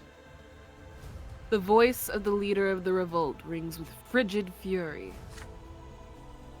People of Anazote, today is not only the day we took up arms and cast off our shackles. Today is the first day of a new era. We will begin by taking back our city. We will eliminate anyone who dares to stand in our way. Then we will declare war against the old regime, against the entire empire. Upon hearing these words, even the most frenetic rebels fall silent. A frightened murmur ripples through the crowd. Is Sophia asking them to take on the entire world? You exchange glances with Sophia and step forward. Surely the people do not think the Empire will simply allow Anazote to remain free after hundreds of years of slavery and tyranny.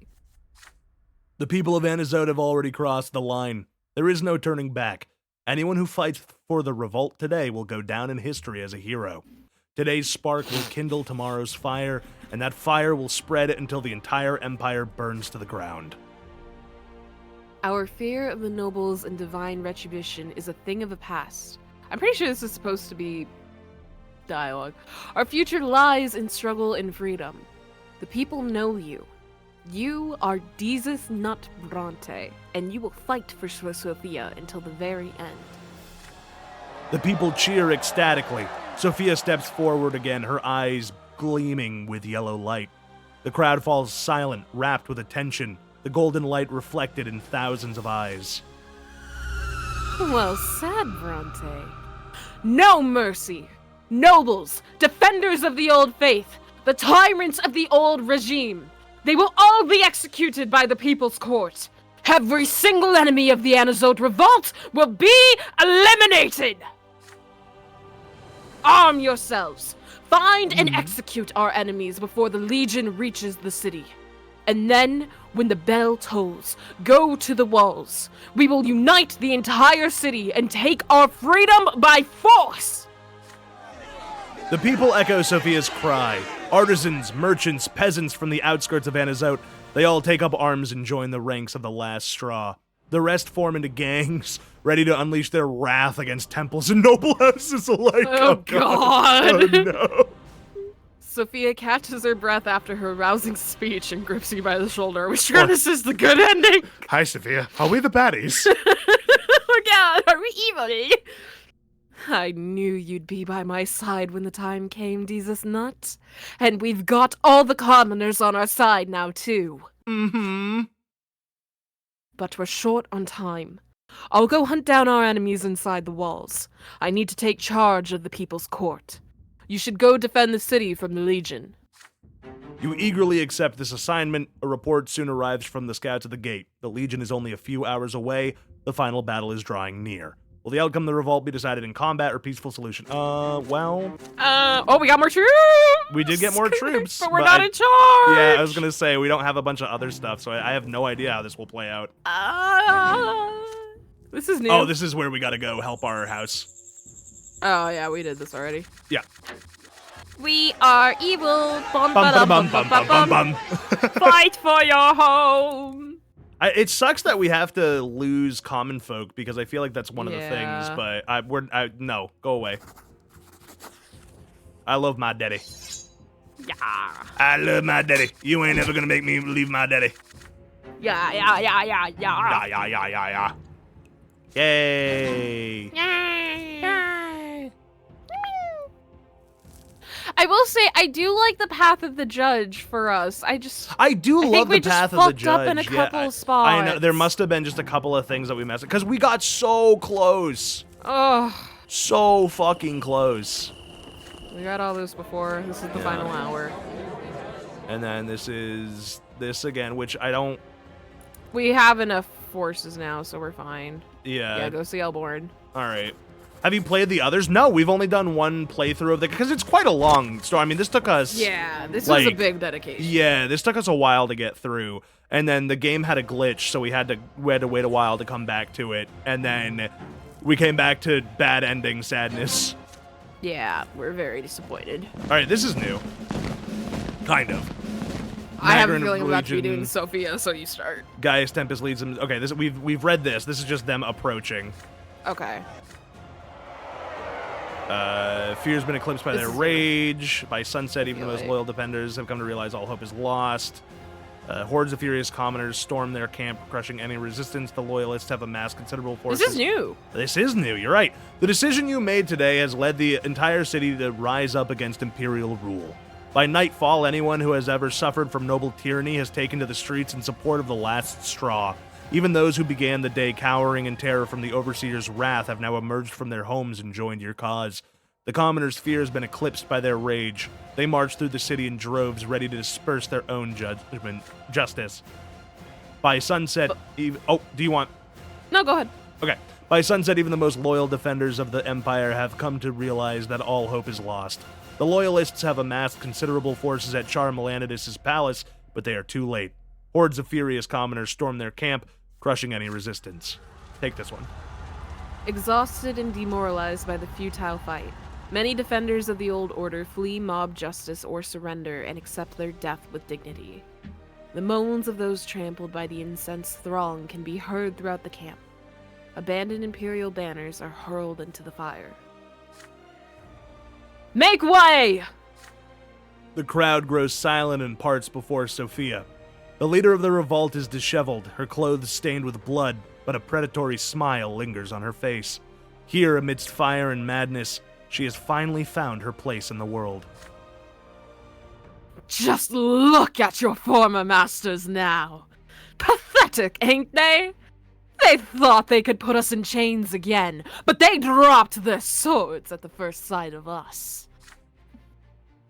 They lied to you for centuries, telling you it was your lot to suffer and break your back for them. But look who's suffering now! It's me, Brante. I'm suffering. I give you my word. Tonight, we're gonna execute anyone who isn't on our side. Every single one of them! And then, we'll feast among the ruins of the old world. The crowd roars, shaking their weapons in the air. Now, the only thing standing between us and freedom is the Legion. But we'll take down the Overseer's troops, just like we took down the Emperor's lackeys here in Anazote. But first, we need to get rid of the rest of the enemies and traitors in this camp. Sophia takes a glance around the site of the recent massacre. Her merciless gaze stops at you. Brante! Oh, this is funny. Interesting. The time has come. This moment will determine your place in history. Oh, we could take over again. Oh, that's true death. That's interesting. Anazote massacre. Power, church, order goes down, wealth goes down. Gaius Tempest. Gaius Tempest hits true death. Defying Sophia causes you to also die, True death. but the Anazote massacre still happens. What happened? I guess we take charge? Or we run away. Yeah, so this is stop the We either die, or just keep going with the Sophia train. Interesting. The rebel, common folk, willpower. So again, literally, if we just hadn't gotten trampled by those horses, I know, right? I literally want to go back and slap us because we were like, oh, we still have so many deaths. It'll be fine. It'll be fine. Fucking dumbasses. But the revolt will be defeated if we stop the slaughter as well. I guess we gotta take charge. All right, yippee! Let's just go full fucking hog. You meet Sophia. Oh.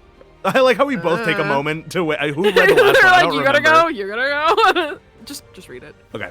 You meet Sophia's gaze. You share her ruthless determination. Together, you will dispose of anyone who dares to stand in your way. The path you have chosen will lead to plenty of blood and suffering, but you are both ready. Your cause leaves no room for hesitation. You handle the executions, Deezth Nut. But hurry! The Legion is about to attack. At least we don't have to worry about getting attacked from the rear. Go on, get your verdicts. I'll be waiting for you up on the walls. Leaving a small squad with you, Sophia rushes off to defend the gate. You eagerly get to work. Your soldiers dash around the wrecked camp and drag all the survivors to one spot. High-ranking nobles, inquisitors, commoners of the enemy militia, they're all thrown to the ground at your feet. You are surrounded by a horde of enraged commoners, desperate to strangle their enemies with their bare hands. You order them to restrain themselves. This is not how it is done. Do they want their enemies to come back from the hereafter and take revenge? You need the verdict of the People's Court. At your order, the captives are lined up and forced on their knees. The crowd cheers in bloodthirsty anticipation, eager for the next execution. The gunman raises their muskets. You address the people of Anazote, loudly announcing that these are enemies of their freedom who have dared to take up arms against the great cause of the revolt. What is their verdict? True death! The gunmen take aim and fire, again and again, until the last of the captives fall, their bodies pierced by bullets. They twitch helplessly, then lie still. Meanwhile, you can hear the din of battle from the walls. Siege ladders fly up against the ramparts. The ground shakes with the heavy tread of the Legion's iron boots. You must hurry. You assemble a squad and head toward the gate.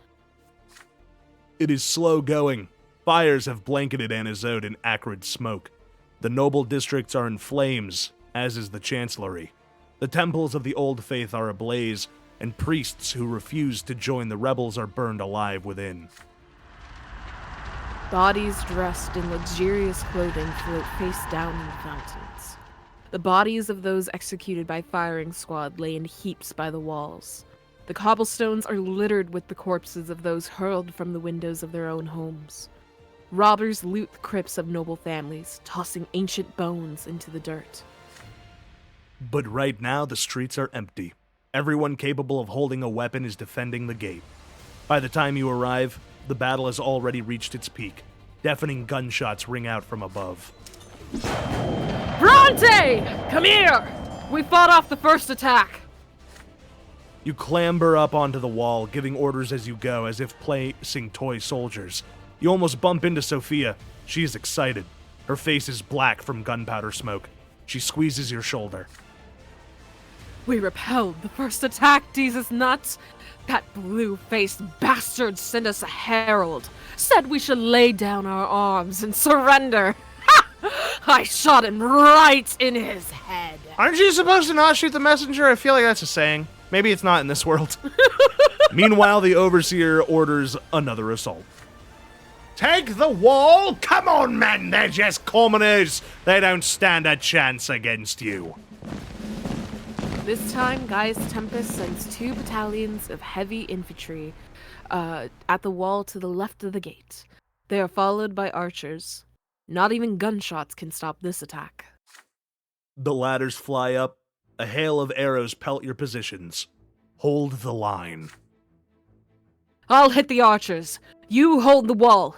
Don't let them through. Okay. The defenders on the walls attempt to throw the ladders back, hurling stones at their assailants and pouring boiling oil on them. But the onslaught, yeah, that was a really common castle defense method, is to drop boiling oil on people. Unlucky. God damn. But the onslaught is too strong. One by one, the Legion soldiers begin to leap from their ladders onto the city walls. If you falter now, all is lost. You gather your best men and send them against the Legion soldiers. The walls erupt in bloody mayhem. All over the walls, the bodies of the fallen fade into brilliant flashes of light. You and your soldiers desperately hack, shoot, and hurl enemies from the walls. The siege ladders fall to the ground below. The attack has been repelled.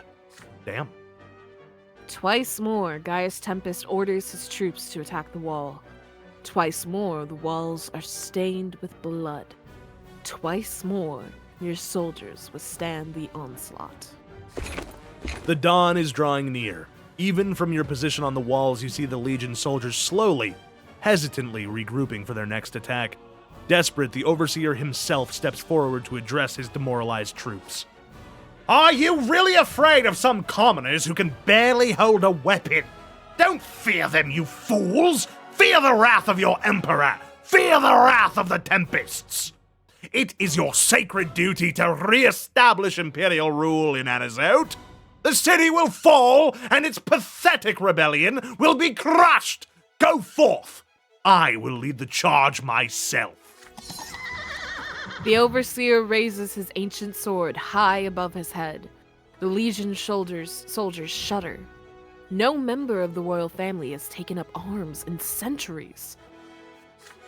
The first rays of the rising sun appear on the horizon, breaking through the gray storm clouds. Led by its royal commander, the Legion begins its decisive attack. Ragged, covered in blood, barely able to stand, you get the surviving soldiers back on their feet and order them to defend the city one last time. Not even the twins themselves could get through this gate. But the time for speeches has long passed. Now there is only smoke, blood, clanking of swords. Now you can just fight and win. You see the Imperial banner flutter before you. The Legion soldiers are scaling the wall, the Overseer himself first among them. You and your men rush towards the banner. You will capture Gaius Tempest. Sensing that victory is close at hand, your warriors use their last ounce of strength to break through the enemy commander. The Legionnaires try to form a defensive ring around the Overseer, but the enraged rebels dash them aside like toy soldiers. Gaius Tempest is surrounded. Wielding his sword masterfully, he slays another one of your soldiers after another. Sophia suddenly emerges from behind him, her furious visage aglow with the sorceress sparks. Freeze! Against his will, the Archnean nobleman stumbers and halts. It's now or never. You charge at your enemy and knock the blade from his hands.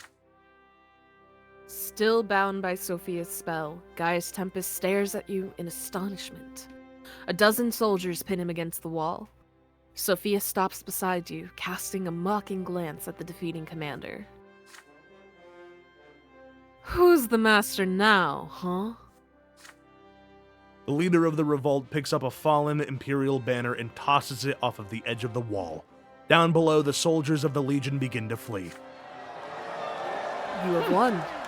The surviving defenders on the walls lean against the Merlons, exhausted or simply collapse.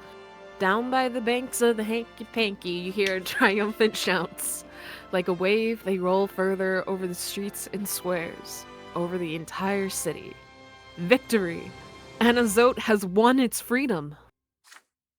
The Overseer glares at you icily. There is genuine bitterness in his voice. Madmen! You have doomed your city. It will be destroyed. I was not your enemy until you forced me to send my army against you. One step at a time, I would have changed this province. I would have made your lives better. But now the entire force of the Empire is about to come crashing down upon you. The punishment for your insolence will be terrible indeed. And what was it all for? What did you hope to achieve? Freedom from butchers like you. Butchers like me. And what exactly do you think you are? You withstood my attack today. Now what? Do you want the entire world at war? What will become of the Empire after all your revolt? You look back at your city, crimson in the glow of the flames and the rays of the rising sun. You turn back to your former ruler. I want to burn it all down. Those who used to be in power will burn. The old regime will burn. The endless injustice the Empire is built on, it will all burn. Sophia grabs the captive commander by the neck and forces him to face the city. A massive crowd is gathered by the gate. Everyone is watching, waiting to see what will become of the Overseer. See how many of us there are. Your day is done. Say bye-bye to your power, Blueface. Sophia raises a fist in the air and proclaims victory before the entire city. People of Anazote, we've won! Nothing in the Empire can stop us now. But remember, this was just the beginning. Next, we're gonna put the whole Empire on trial. And the first person we're gonna judge is Gaius Tempest, your former overseer and the Emperor's brother. Chad, I don't like Sophia. I'm scared of Sophia! She's so nice and cool. You know all about his crimes against you. What is your verdict, people of Anazote? I can fix her. I don't think you can. No, you can't! The fateful words roll through the square like thunder. True death! This cannot be! The law is divine! Only the twins can grant the right to judge. Sophia hands you a dagger. Oh, look, a dagger. Deezth Nut Brante will carry out the sentence.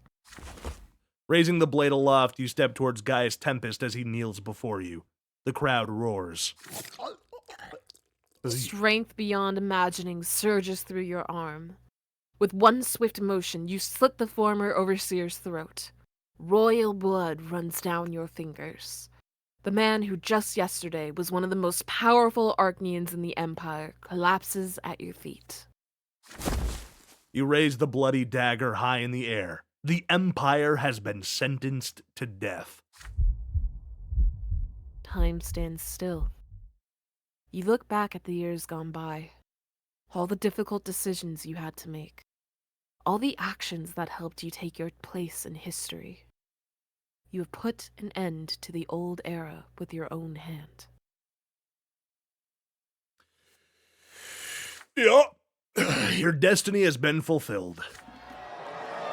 He's dead! The Overseer is dead! Go, people. There are plenty of enemies left in this city. It's high time they learn the true meaning of suffering. Find them, capture them, and execute them. Brante will lead you. I will? The bloody procession begins to scour Anazote for enemies of the revolt. Once the city is purged, it will continue its march from province to province. In time, it will reach the capital and then the throne of the Emperor himself, and you are in command of it. Fascinating. Sheesh. The This is a good ending?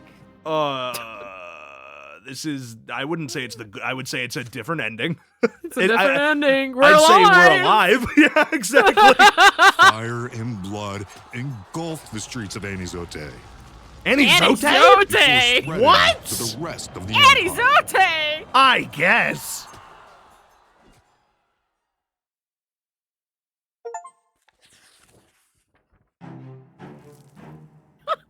Hey, a new day dawn. Well, let's see what it looks like. It is morning. You stumble along a now empty back Oh, it's street, gone! utterly exhausted after the most trying night of your life. An elderly stranger in a threadbare cloak shambles down the road, in the opposite direction. The old man looks around cautiously at every step, seemingly struggling to remember where he is going. As you approach him, he suddenly stops and speaks to you. Good morning to you. You slow down for the old man and wearily return his greeting. May I ask you for a favor, my friend? You barely have any energy to waste today, but there's something about this old stranger's voice that compels you to listen. A favor? What kind of favor? Well, my brother and I had a disagreement, you see, and I want to know who was right. My brother says this world is already perfect as it is. The twins made it like this, after all. The old stranger pauses, casting a glance over the street. The charred carcasses of buildings and homes, the overturned carriages, the dried bloodstains on the paving stones. And I told my brother that, no matter what their initial design may have been, the world as it is now needs to change. So then my brother asked me, what exactly needs changing? But I had no answer for him. So, here I am, wandering around, tormented by this question. Would you help us settle our dispute, my good man? Who's in the right here? Me or my brother? If you were in the twins' place, what would you do? What about this world needs changing? Oh, free them from Forgiveness. forgiveness. The I think orphanage. I like that it says life is a long road and mistakes are inevitable, because that is true. Like, Hope for forgiveness could quell all of the madness that Sophia has wrought too. I kind of agree. We want to go What with we're taking? forgiveness? Well, hang on. We'll go through them all. Okay. The twins did create the world, but now they ought to leave their creation in peace and refrain from meddling. So that would be a very, I guess. I would say no to that. You Yeah. saw what the people do. Yeah. So you would take better care of the world. They never should have been so distant. I feel like that's gonna run into like overbearing and like not allowing people to do what they want because the gods have to like confirm it first. Yeah. Free mortals from their lots would be nice. But I don't think the lots are the problem. I think the lots are the problem. I think the lots are a big problem, but I don't think it's the Well, the thing is, if you dismantle the system that forces people into slavery, and everybody has free will, then the other problems can finally be managed because no longer is anybody below another just because of the lot they were born into. Yeah, for me, I see the lots as a metaphor for the like how people are born. Like, there are going to be people who are born in wealth, and there are going to be people who are born in poverty. And I feel like the game's use of the lots is a way to say, like, they have politicized that inevitability of life, that there will be people who always rule over other people. And to me... Yes, but they're literally beaten into submission early on and told, hey, you will not be allowed to have a good life. This is true. You only will find satisfaction in having a shitty life. I would be down to free the mortals from the lots if you don't want to do forgiveness. I'm down for either of the two. Let's see what this one does.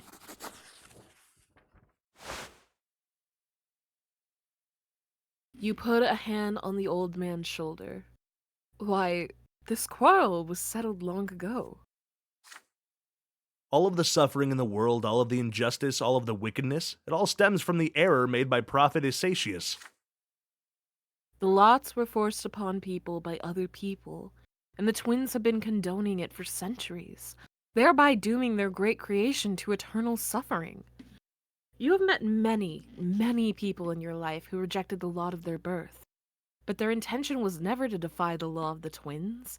They sought only to be free from the other mortals. If you were the twins, you would make it known that everyone is freed to find their own path to them, And then, step by step, their divine design would attract perfection all by itself, or attain, rather. The old man looks at you in surprise. Oddly enough, he seems to be completely unaware of the new faith. But then how can you tell the righteous from the wicked? You readily explain. The wicked are those who willingly choose to defy the twins and the eternal bliss they bring. The righteous, on the other hand, are those who seek the twins within themselves, who pray to them, seeking their guidance and approval. Everyone should be free to choose their own lot and bear their own burden. Then we will remain within the twins' great design, but be free to find our own place within it. See, interesting enough, this is what I taught Christianity was supposed to be. Yeah. Yeah. The stranger spends a long time pondering what you have told him. I can feel the pain and the truth in your words. Thank you, Deezth Nut, for, settling our disagreement. The old man rewards you with a slight nod, then slowly walks away. Wait, how did he know your name? You spin around, but the street is empty. Would we have to completely restart the chapter to see the other option? Yeah, I think so. Oh boy, here we go. These are the outcomes. Outcome of the revolt. It only took a few days for the entire empire to learn of the revolt and the events that transpired in Anizote, the unthinkable victory of the common folk over the war engine that was the Imperial Legion, the ruthless and fearsome leaders of the rebellion, the terrifying slaughter of the nobles, priests, and anyone who stood in the insurgents' way. Actually, it's Anizote. You're right, Anizote. Anizote. By the end of the second day, the revolt had reduced the city of Anizote to a charge. Thick, acrid smoke from burning buildings and gunpowder blanketed the city. Bodies swung from ropes on every street. The results of the justice of the People's Court, sprawled, abandoned, lead-ridden corpses could be found in every square. The events of those days entered the annals of history as Great Anizote Massacre. But the rebels were not content. Having purged all their enemies from Anizote, they immediately began to march across the province. Every town and village in their way was freed from the noble rule. As the landowners fled in terror, the commoners abandoned their homes and armed themselves to fight beneath the banner of the last straw. The rebel army grew larger and stronger by the day. So began their bloody campaign of destruction. Wherever the rebels marched, the old ways of the Empire collapse. They have no mercy, leaving nothing behind but smoldering ruins in the ashes of the dead. Age-old traditions burn as their ravenous flames consume town after town, city after city. The old noble dynasties are amassing their own armies beneath the banner of the Tempest to fight off this chaos. But the rebel hordes are already approaching the capital. There is no stopping them. Sophia's dream of waging war against the old world has begun. Regardless of the outcome, the Empire will never be the same again.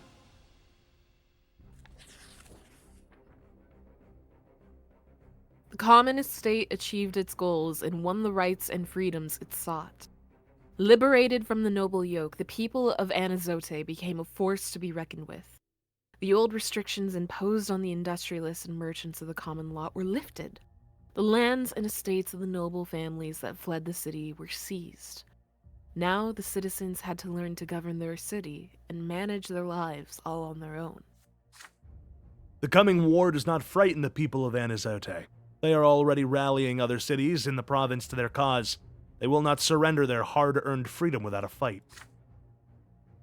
The new faith endured the persecution of the Inquisition and survived Patriarch Cassius to become the dominant church in Magra. Since then, most Magran priests preach that everyone is free to find their own path to the twins.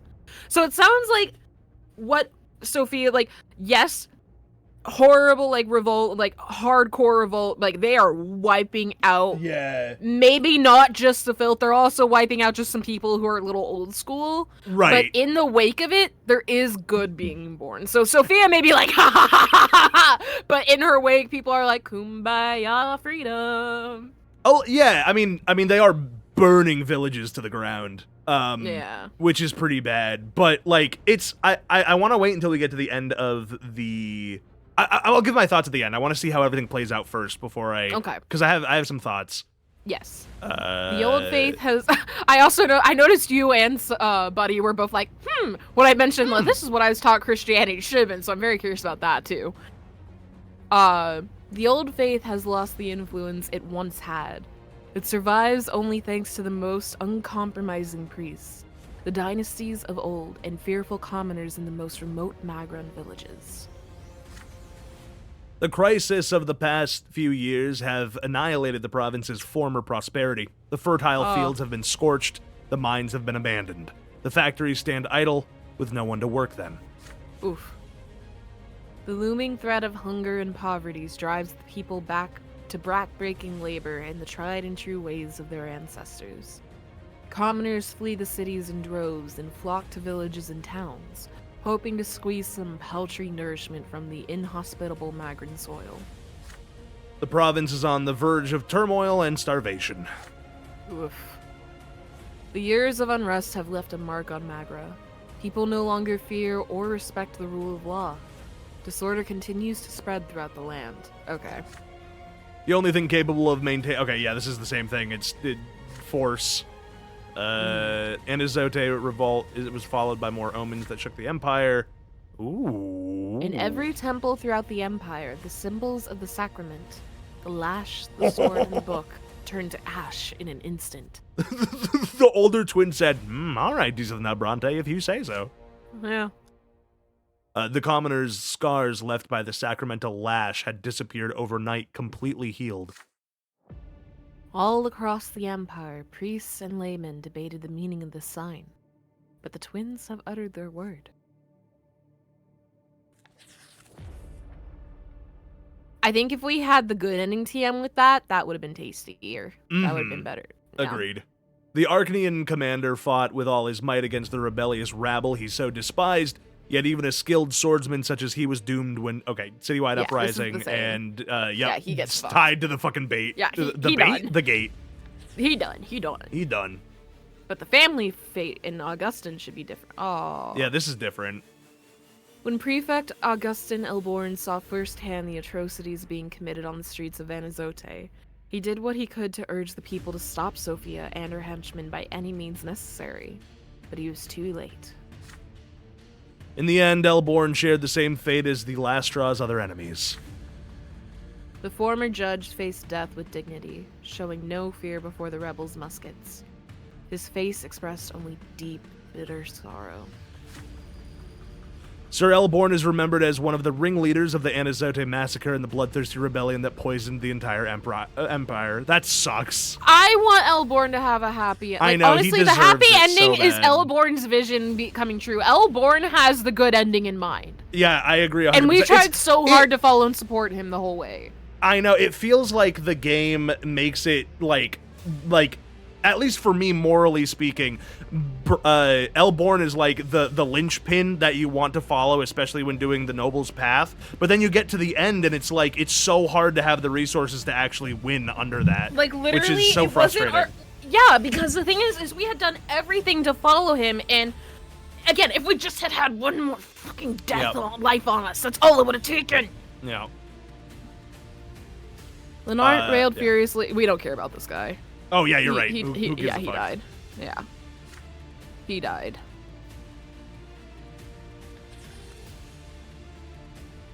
Oh.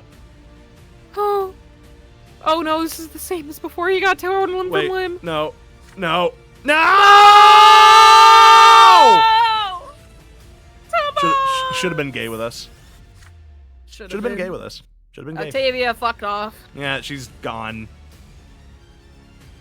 This is interesting. Ever since she was young, Sophia had been the living embodiment of hatred, the spawn of every hideous injustice Goddamn. committed in the Empire. She prevailed in the struggle for Anizote, and the victory finally revealed her true power. Now Sophia casts her shadow over every corner of the Empire, her eyes blazing with yellow flame, eager to incinerate every army and province in her path. No one can stop Sophia and defeat her bloodthirsty hordes. Goddamn. After the victory in Anazote, I've already forgotten how it actually is. Anazote. Inveterate rebel began a brutal war against the Old Order, a war that seemed utterly unthinkable just a few years ago. A war of annihilation. Sophia is remembered as the woman who destroyed the blessed Archnean Empire and burned the old world to the ground. Oh. You defended your home from a gang of thugs, but nothing could protect your family from the doom that awaited them soon. When the massacre, everyone was murdered. The Brontes never sided with the rebellion, and they paid a terrible price for it. They were painfully neutral. The Bronte estate was razed to the ground. All who lived within its walls are dead, murdered by the ruthless mob and condemned by the People's Court. Even the family crypt was desecrated. Committing blasphemy and defiling the final resting place of the dead meant nothing to the crazed looters. The ignoble fate of the Bronte family became a tragic tale told among the people for years to come. This is worse! This is worse! This is so much worse. At least the people. Dead. Everyone's dead. Yeah, they're all dead. Everyone died. All right, so our two endings that we can get with the choices we made are to die in the rebellion, but our family gets to like live on, and we stoked the flames of rebellion in the world and have caused a massive shift of change. If we side with Sophia, our entire family gets brutally murdered, but at least we're still alive. Fuck you, Nathan. No! He still gets a happy ending. He does, even when everyone else gets fucking murdered. He still just walks off. Oh, man. Oh, God. There is a part of me... Oh, what became of us? That's actually an interesting question. Side by side with Sophia, you began the march against the old ways, and the rebellious hordes followed you. No one remembered your old name any longer, but your new name instilled terror in every corner of the Empire. The Butcher of Anazote. The cruelty with which you dispatched your enemies became the stuff of legend. So this is the darker timeline, I guess. Oh, Along God, the way, it you get faced worse. many powerful foes and crushed them all, free from fear of death, unafraid of the twins' judgment. Again and again, you emerged from the flames to bring the common folk to freedom that they so coveted, and they fought for you until they bled their last. You, the Butcher of Anazote, became a flame that incinerated the monstrous, decrepit husk of an empire until nothing remained. But it was not your fate to see whether or not a new world would rise from the ashes of the old. So ends the life and suffering of Deezth Nut Brante. Ugh. Oh, and then it does the true death again. So Hey, you wanna fucking try again, buddy? I'm just gonna skip through it. Yeah, damn. There is a part of me that wants to go through this to get the good ending at some point. Because you want to give it a couple of months to sit and then start fresh? Yeah, we'll give it some simmer time. And maybe at some point there will be a release of like a thing to guide us through to a better ending. But I really want to try the maybe even just do the Noble's Path again and see if we can't get it to work this time. But well, like, I thought we did, because we didn't do the Noble's Path. We did the Judge. The Judge. That's true. But so I think basically, the walkthroughs, there's video walkthroughs, but that would require sitting through it and just spoil yourself on everything. Right. The only written out walkthrough that I have seen is the noble fuck the commoners, save the lot, save all the bad shit. That's the only fleshed out walkthrough I've ever seen. Man, I mean, like, in its soul, what a good game. Yes. Like the game it's clearly a work of like love from the people who made it. And I think I definitely don't agree with like all of the politics of the authors of this game. You can kind of feel some of the authorial intent of like rebellion too strong in the face of adversity is like just seen as a negative thing. Like Sophia is like a goofy villain basically, and I think that kind of removes some of the like I guess middle ground of that's the thing. Revolt. That's the thing. Everybody's character by the end of it is the product of our choices. So there's a chance that she has a different like vibe depending on the roles that the things that we do. I think Sophia, no matter what, becomes pretty bad because in the Discord, a lot of people do not like Sophia. That doesn't necessarily mean that she's like only going to be a bad character. And because we did the noble path, we do miss a lot of her story. But I feel like she's just so angry that it feels like there's no getting through to her towards the end. Unless the ending like sequence is just completely different from another path. You know what I mean? And like that sequence just doesn't play out the way that it does. That's the thing. Everybody is supposed to, like, for the most part, everybody is different depending on how you go about it. Because, like, technically speaking, what's his name? Blue Ass Hat. The guy that we fucking hate, Dorian. Technically speaking, there is a route where you can be buddy with Dorian. That's the whole true. Time. And that probably changes shit a lot. Yeah. So, like, our choices really do kind of shape how shit goes. Yeah. That's a good point. Well, she may not be able to be completely saved. There is a chance that we could lead a rebellion with her that doesn't necessarily mean she's in charge. Right, instead of going with the judges, maybe becoming like the head of the Lawless ourselves and leading that rebellion in like a kinder way could be because like I think that what we wanted, I think the ending that we would want is the peaceful ending where we are the judge and we are able to convince them not to attack Anizode. So you keep talking to chat about this. I gotta go to the bathroom so bad. Okay. Like I think that the peaceful option is really what we were striving for at the end of the day, and I think that we just have a little bit off to be able to do it because we got really close to being able to get the good ending. Like if I go to the Revolt page here for it, like by the end, all we need to have to achieve the victory is we just needed one more troops. For whatever reason, like we just didn't have enough troops for the last bit for the military victory. We had the common folk, we had the revolt, we had it at 6. We had 1 troop and 3 common folks, and that was the thing that stopped us from the military victory. I feel like the peaceful victory is the one that we would actually want to go with, but I don't know how we would achieve it, and I feel like it's going to be like expressly difficult to get that outcome because this game has so much variety and so much difference in the choices that I can see getting like the good ending to be a very difficult thing. And I kind of knew this was going to happen. I was warned by my buddy Neil, who played this game originally, and he's the one who suggested it to me, so shout out to Neil, that the ending it's really hard to get a good ending. It is very easy to get a bad ending in this game. And unfortunately, even though I think you might have been like 1 or 2 power away from peace, I think, it was close. It was really close. And unfortunately, like the ending we wanted is peace with the Overseer. I think that's like where we would have wanted to end.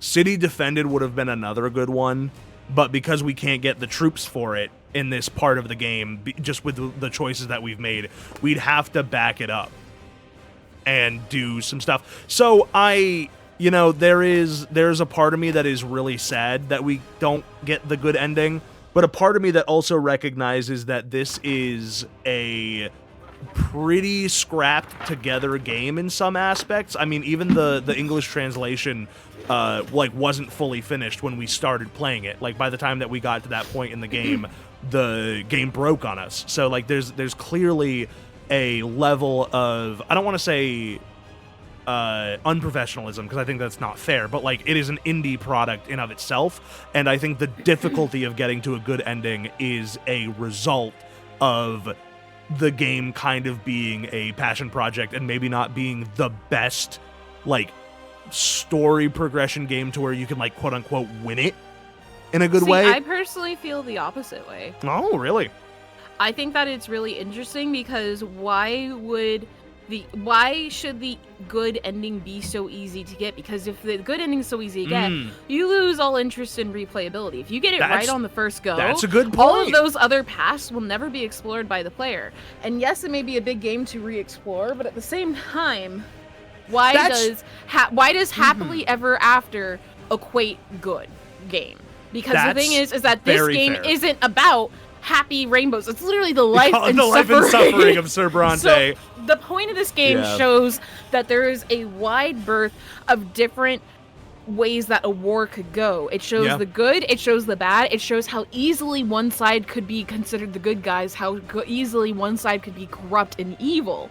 And it shows just how much, like, there needs to be the perfect balance between rebellion, the old order, nobles, the gods, the commoners, everything. There has to be the perfect balance for there to quote-unquote be a good outcome, because if you look at history, in these situations, like the French Revolution, shit like that, what is considered a good outcome is vastly different depending on who you ask and how those kind of situations can go, and how getting a good quote-unquote outcome of a rebellion or a war is near impossible.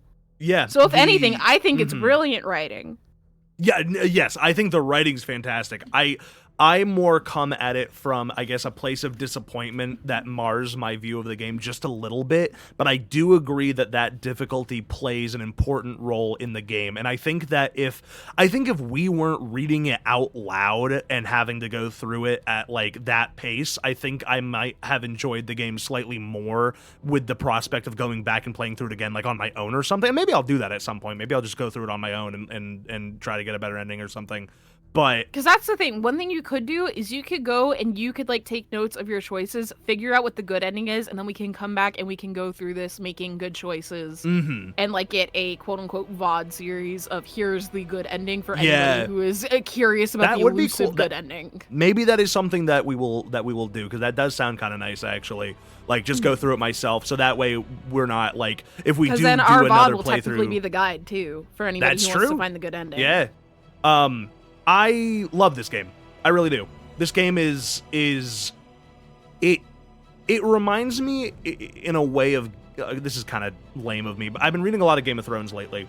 And this reminds me of Game of Thrones in the sense of not the big scale stuff, which Game of Thrones does really well, but the small scale stuff that it shows as well, of like the suffering of the people and the pressures put on the ruling class are not like always just the ruling class being dicks, but it's like the self-governance of the ruling class, the restrictions they've placed on themselves and the people below them are in of themselves like a pressure that they deal with.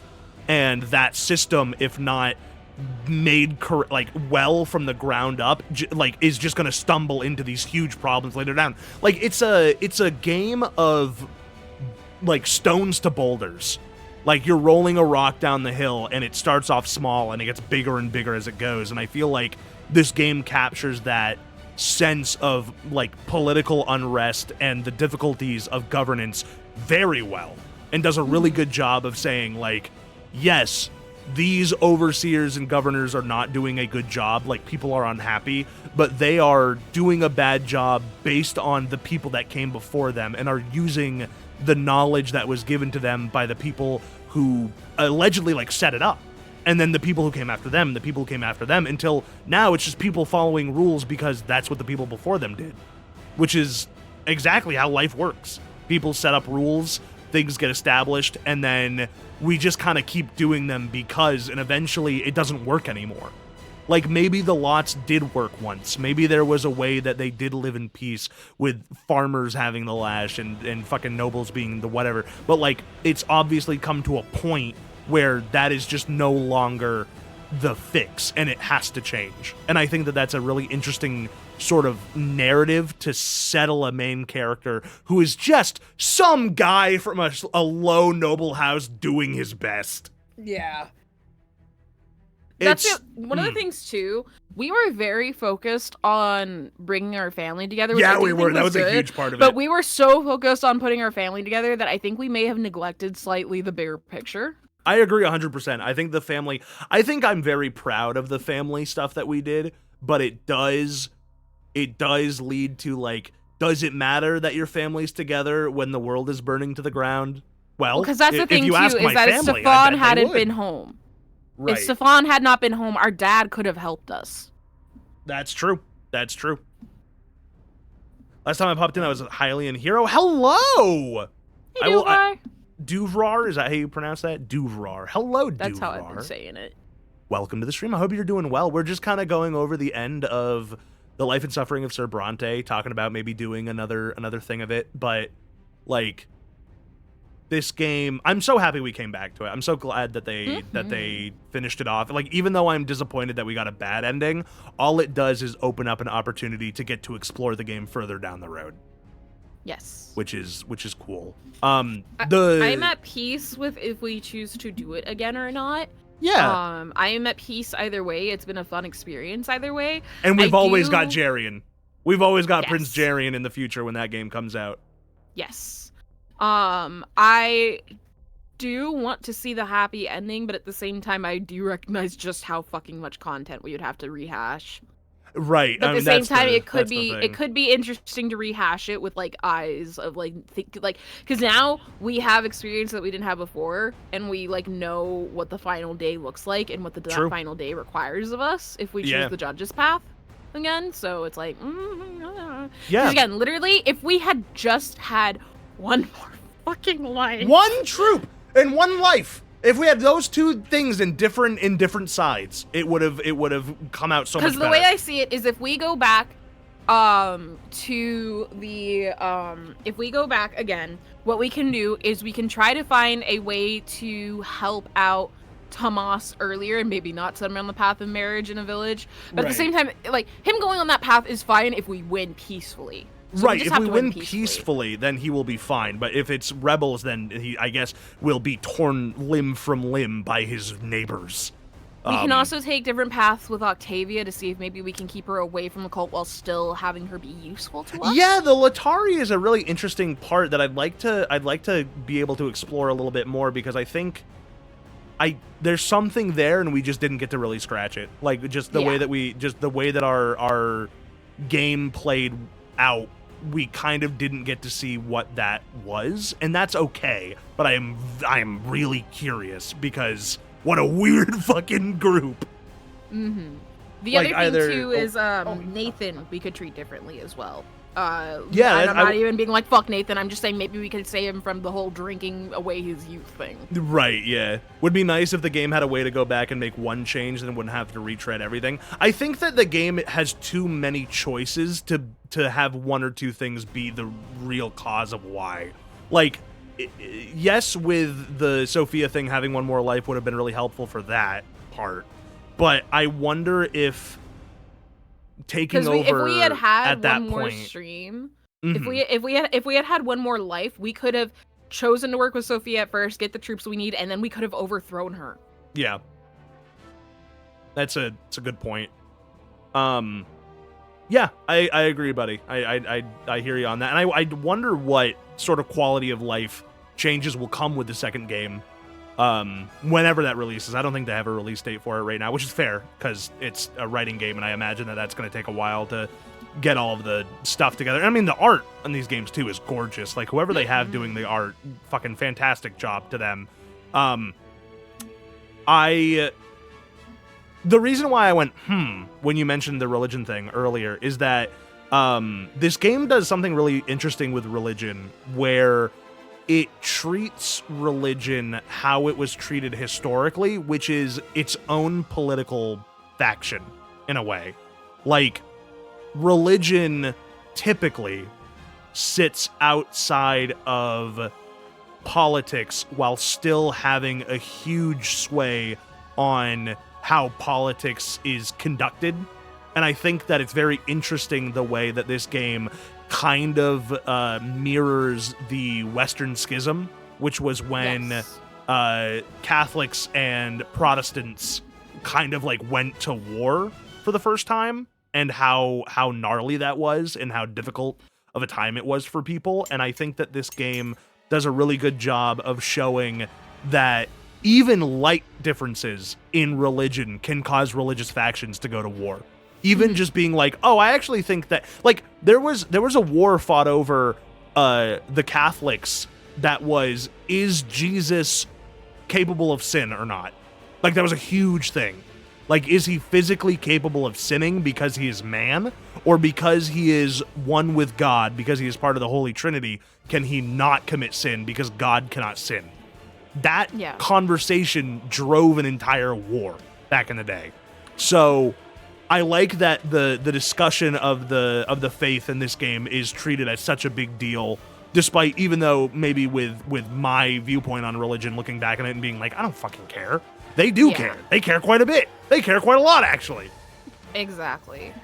The thing that I find interesting was like how closely the mindset and approach was to Christianity and like Catholicism. Yeah.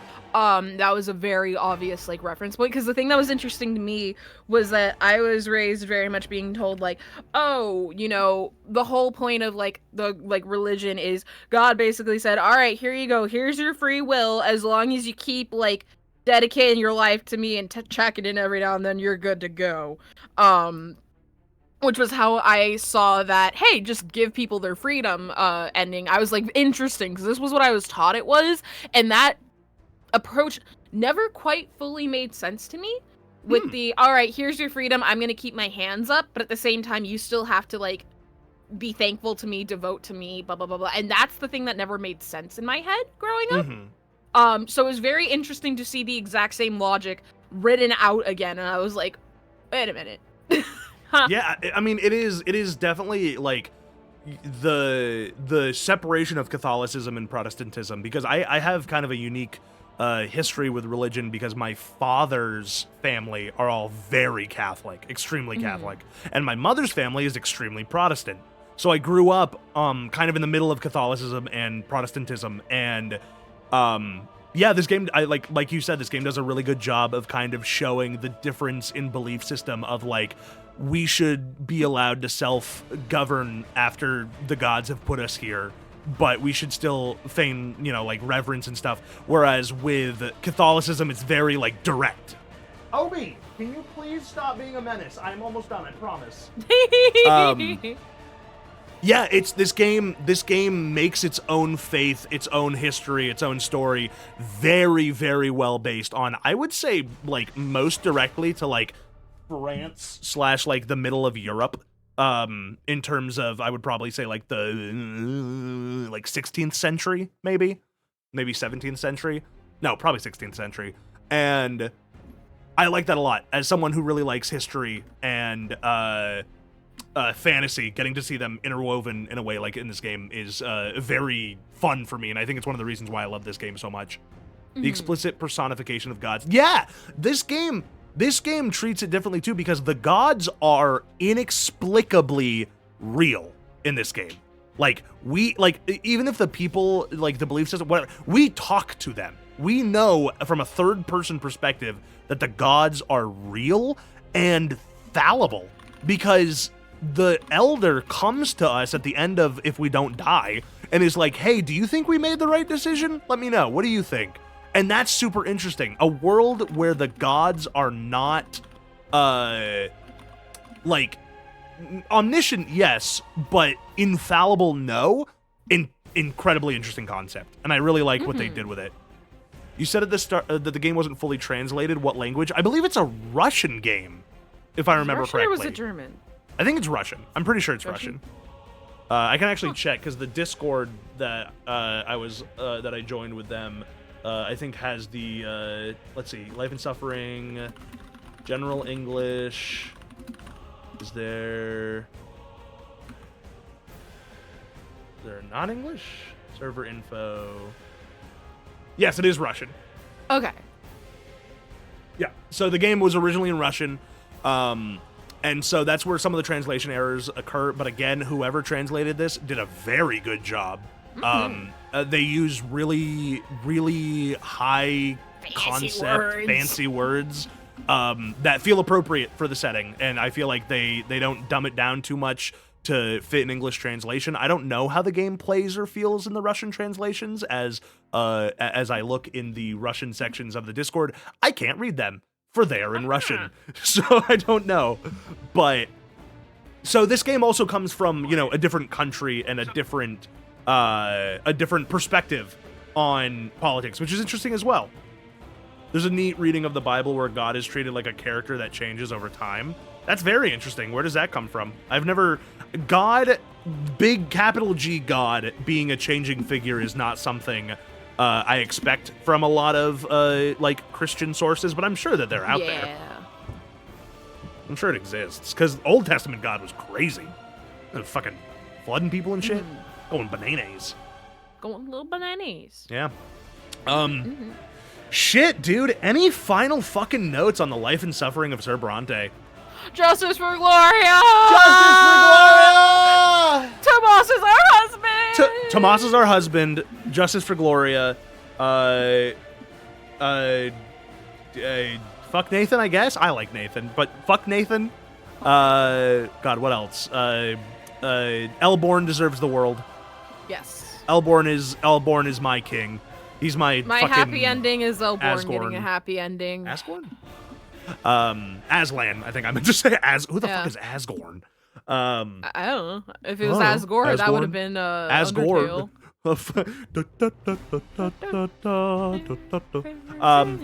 Yeah. Well, everyone, thank you so much for joining us. I usually would do a second game to continue stream. However, I got to clean because my house is messy as fuck right now, and it's driving me a little bit insane. So I will be taking my leave with Mocha here as we move on. The next game will have more husbands. If Prince Jarian doesn't have at least 2 husband options, I'm gonna lose my fucking mind. But thank you everyone so much for hanging out. I'm gonna send you guys over to our good friend Barbibo. Yeah, we will be streaming with him tonight for Baldur's Gate. So be there for that. That'll be really, really fun. We will be over on Mocha's channel. A raid message. Oh, that's great. Yeah, that's our raid message. Copy that, and I really gotta do raid messages more often. Copy that, paste it into the chat when we hop onto.